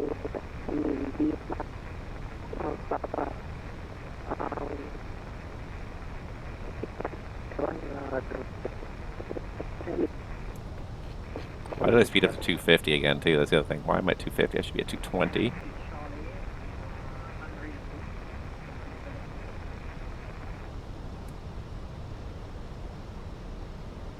Heathrow traffic, Lufthansa 256, climbing to flight level 390 via Den Klink to Foxtrot departure.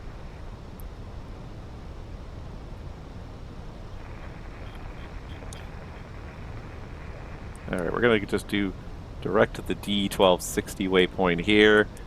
Put ourselves back in nav mode, descent nav, all blue.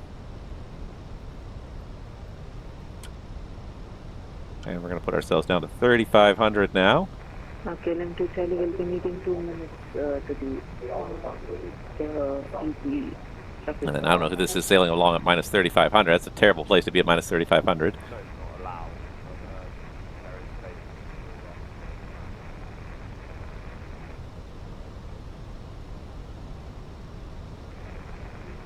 If you go ahead, but it's just going to take some more.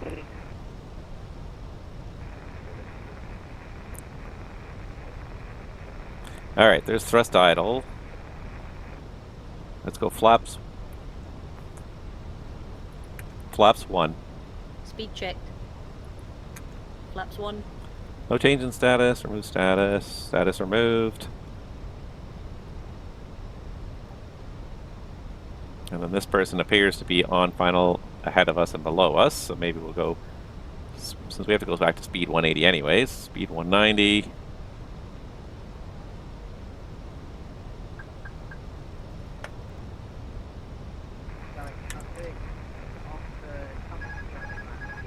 Alright. Just because it was trying to pitch down so aggressively, it was about to overspeed, trying to get there.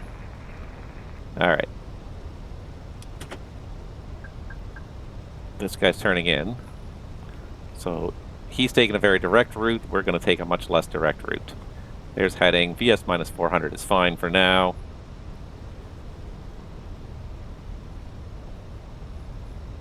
Spirit 391, can you show your airspeed please for shuttle 9 Alpha?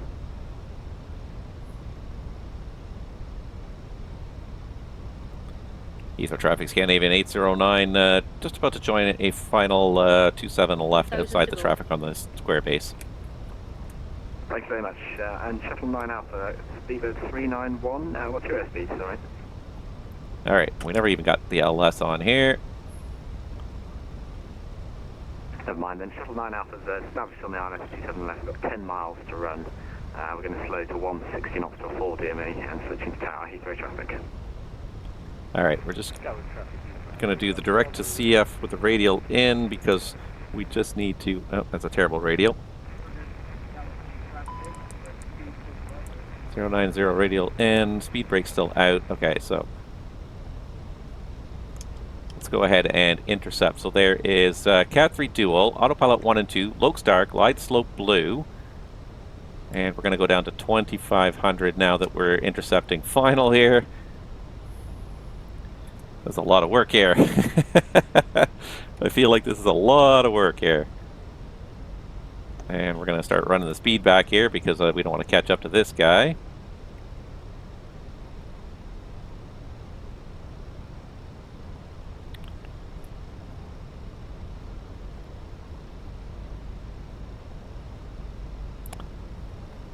Flaps 2. Speed check. Flaps 2. Alright, but it did a pretty good job intercepting the localizer there.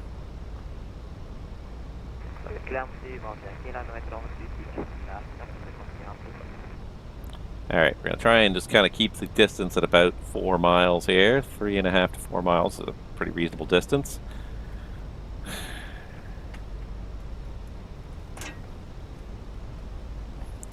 Loke.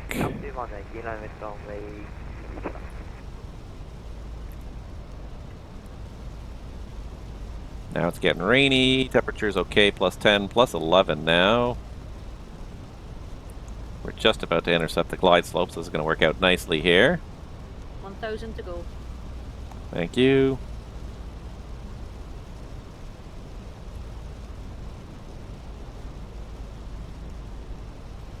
Really, we require a lot of focus though here. So we're trying to keep our distance here. And our distance is pretty good here.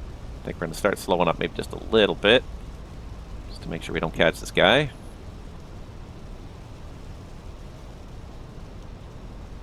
Just going to back off the VS to minus 300 and just intercept the glide slope without leveling off, hopefully here.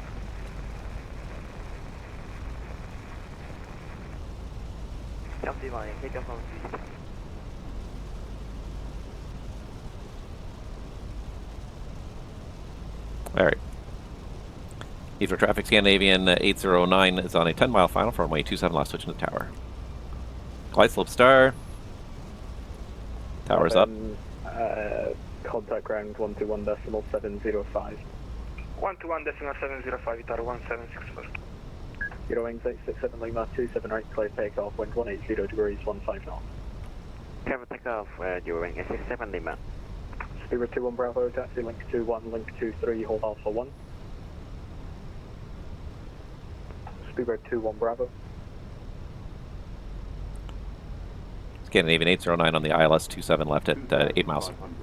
Scandinavian 809, hello, continue 27 left, your number 2. Number 2. Glide slope. Tower hello, Santa 10, wedge on Bravo. Santa 10, roger. Tower, Speedbird 56 with you on Bravo for Titan. Speedbird 56, Heathrow Tower is also with you.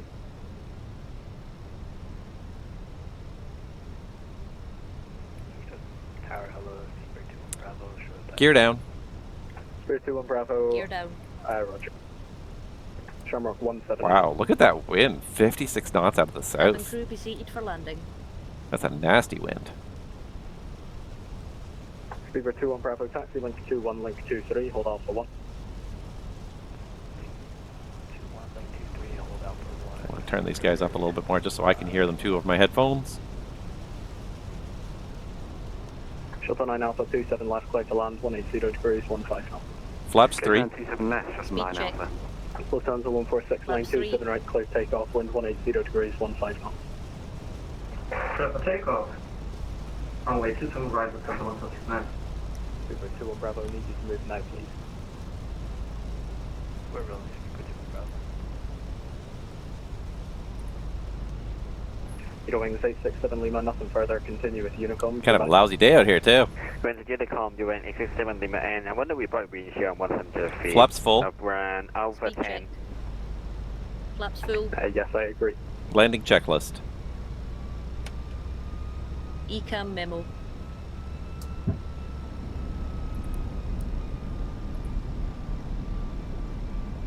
Shamrock 1. I forgot I have a hardware override on that switch. I was too busy focused on flying the approach here. Santa 10. Landing no green. Landing checklist completed. Landing no blue, I mean. Checked. Shuttle 3 Hotel. 1000.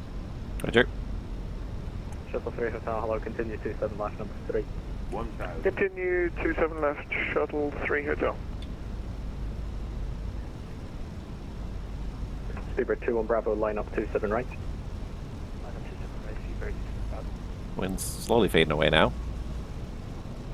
Hello, Shamrock 179, holding SAP. Shamrock 179, hello, taxi, link 23, hold Alpha 1. 23, hold Alpha 1, Shamrock 179. Speedbird 2 Bravo, 27 right, clear takeoff, wind 180 degrees, 15 knots. Right, clear for takeoff, Speedbird 2 Bravo. Santa 10 behind the departing company, A350 from Alpha 3, line up 27 right behind. Behind the departing company, line up behind, runway 27 right, Santa 10.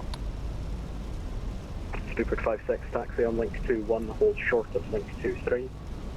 Link 21, hold short, link 23, Speedbird 56. Oh, hello, Speedbird 18 right, Bravo, Land. Scandinavian 809, 27 left, clear to land, 180 degrees, 15. Clear land 27 left, Scandinavian 809. Shuttle 9 Alpha, Alright, Alpha, continue. Ground 121.705. Autopilot's off. Call ground 121.705, Shuttle 9 Alpha. We got a hell of a crosswind today. 9 and contacting 1 Hotel advisory on 122.8. Thanks for service and have a great evening. Okay. 20, retard.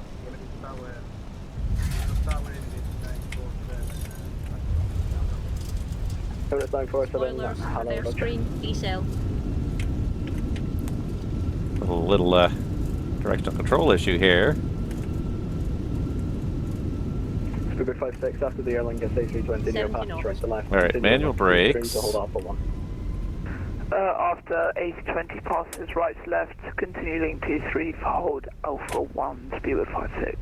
Wow. Why is she not turning? She does not want to turn. Speedbird 319 with you, 11,000 feet. Shuttle 3 Hotel 27 left, clear to land, 180 degrees, 15 knots. Well, that was a terrible turn off the runway there. That's the worst I've done in a long time. And the station calling before, say again. I don't know why she didn't want to turn. Speedbird 319 with you, 10,000 feet. I think she's having some friction issues Speedbird here. 319, call me when you're on the ILS, please.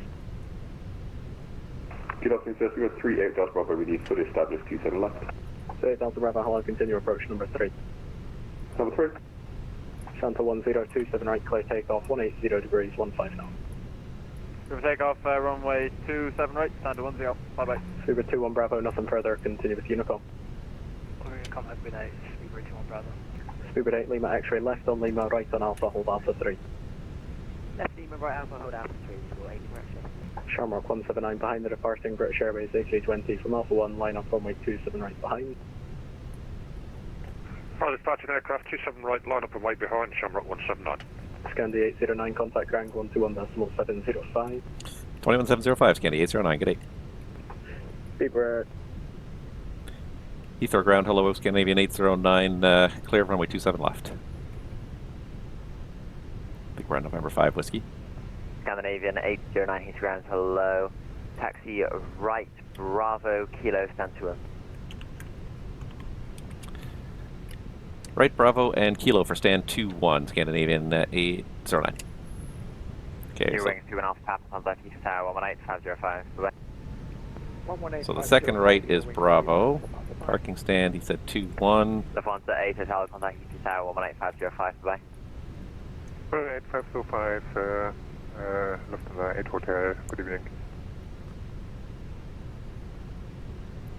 Alright, well that was a lousy turn off the runway too. It's the worst. Right. Wow.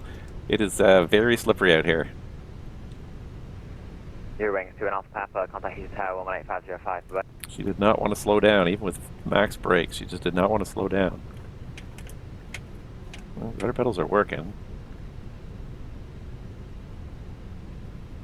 And ground, can you just say again the gate number for Scandinavian 809? Stand 213. 213, got it, thank you. 213, okay.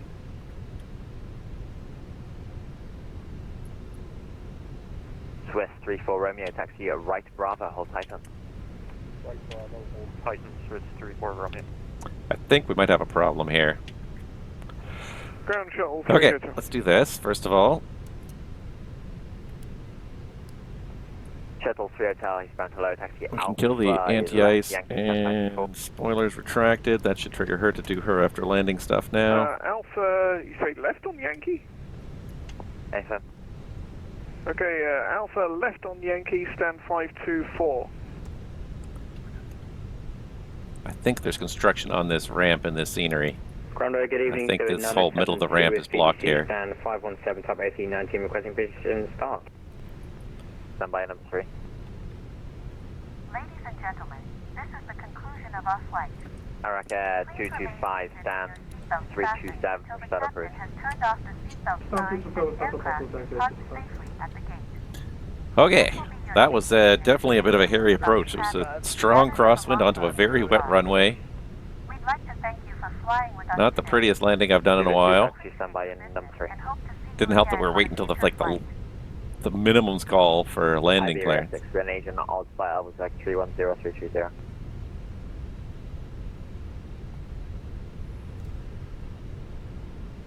Alright. Iberia 638, you with me? Iberia 638, say again. Iberia 638, agent odd flight level, Jag 310330. Stand by, break. Swiss 34 Romeo, contact Heated Tower 118505. 118505, Swiss 34 Romeo. We'll take 330, Iberia 638. Iberia 638, thank you. Stand 527, push hold position after the British Airways A320 Neo passes behind you, right to left. Stand 527, push approved, face east. After the BA A320 Neo, push approved, face east. Oh, we gotta go around. Good evening. Well, it wasn't me at least. But yeah, they were waiting until the last possible second to give people landing clearances. It was literally minimums. I don't think I heard the minimums call because I'm pretty sure that the controller talked over it. I'm pretty sure it's where we parked last time.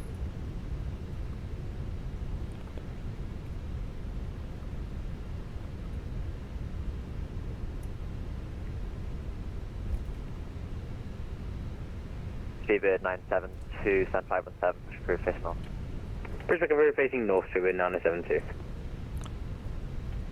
And Heathrow ground from Scandinavian 809. We got the default scenery with the kilo blocked halfway up with construction. You want us to take a gate on this side or go all the way around?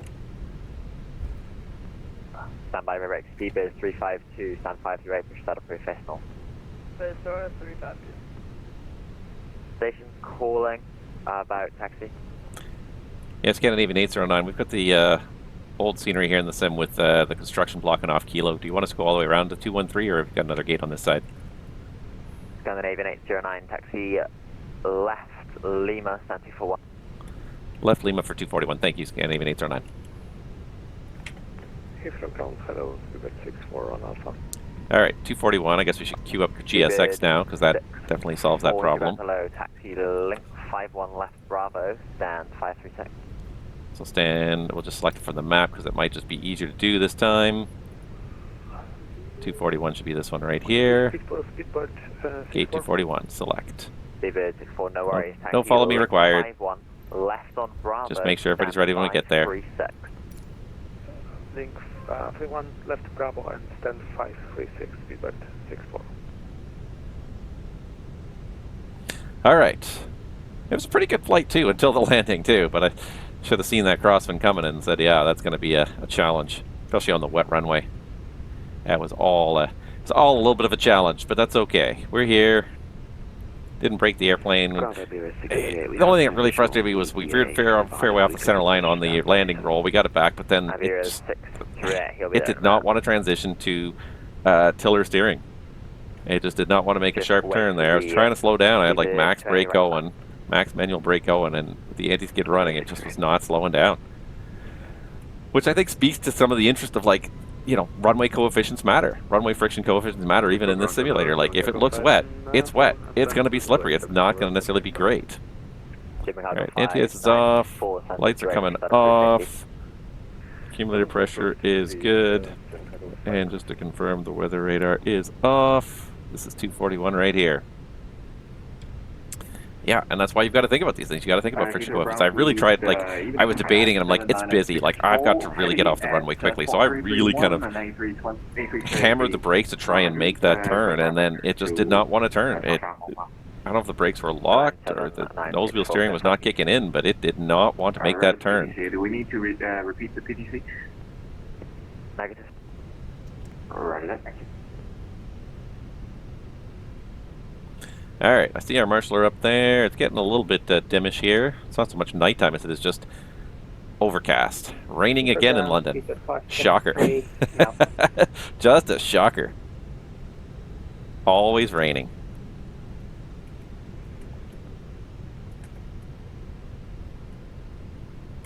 Seabird 573, Scranton taxi, link 52, short Yankee. Alright. 52, hold short Yankee. Brakes are on. After landing checklist. Radar and predictive wind shear system. Off and off. Off. After landing checklist completed. Yeah, we both reached up for it at the same time.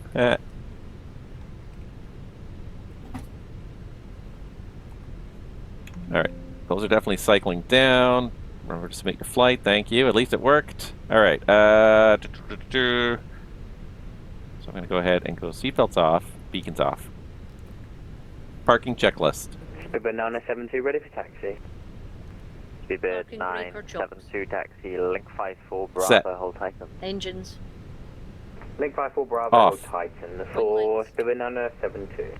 Repeat last. Wing lights. Off. Fuel pumps. Off. Parking checklist completed. Alright. Heathrow ground, Lufthansa 2 units. And here we are. With information, Juliet. London Heathrow on a very rainy afternoon, but we made it. It was a bit of a hairy landing with that crosswind, and she did not want to accelerate on that wet runway, but that's okay.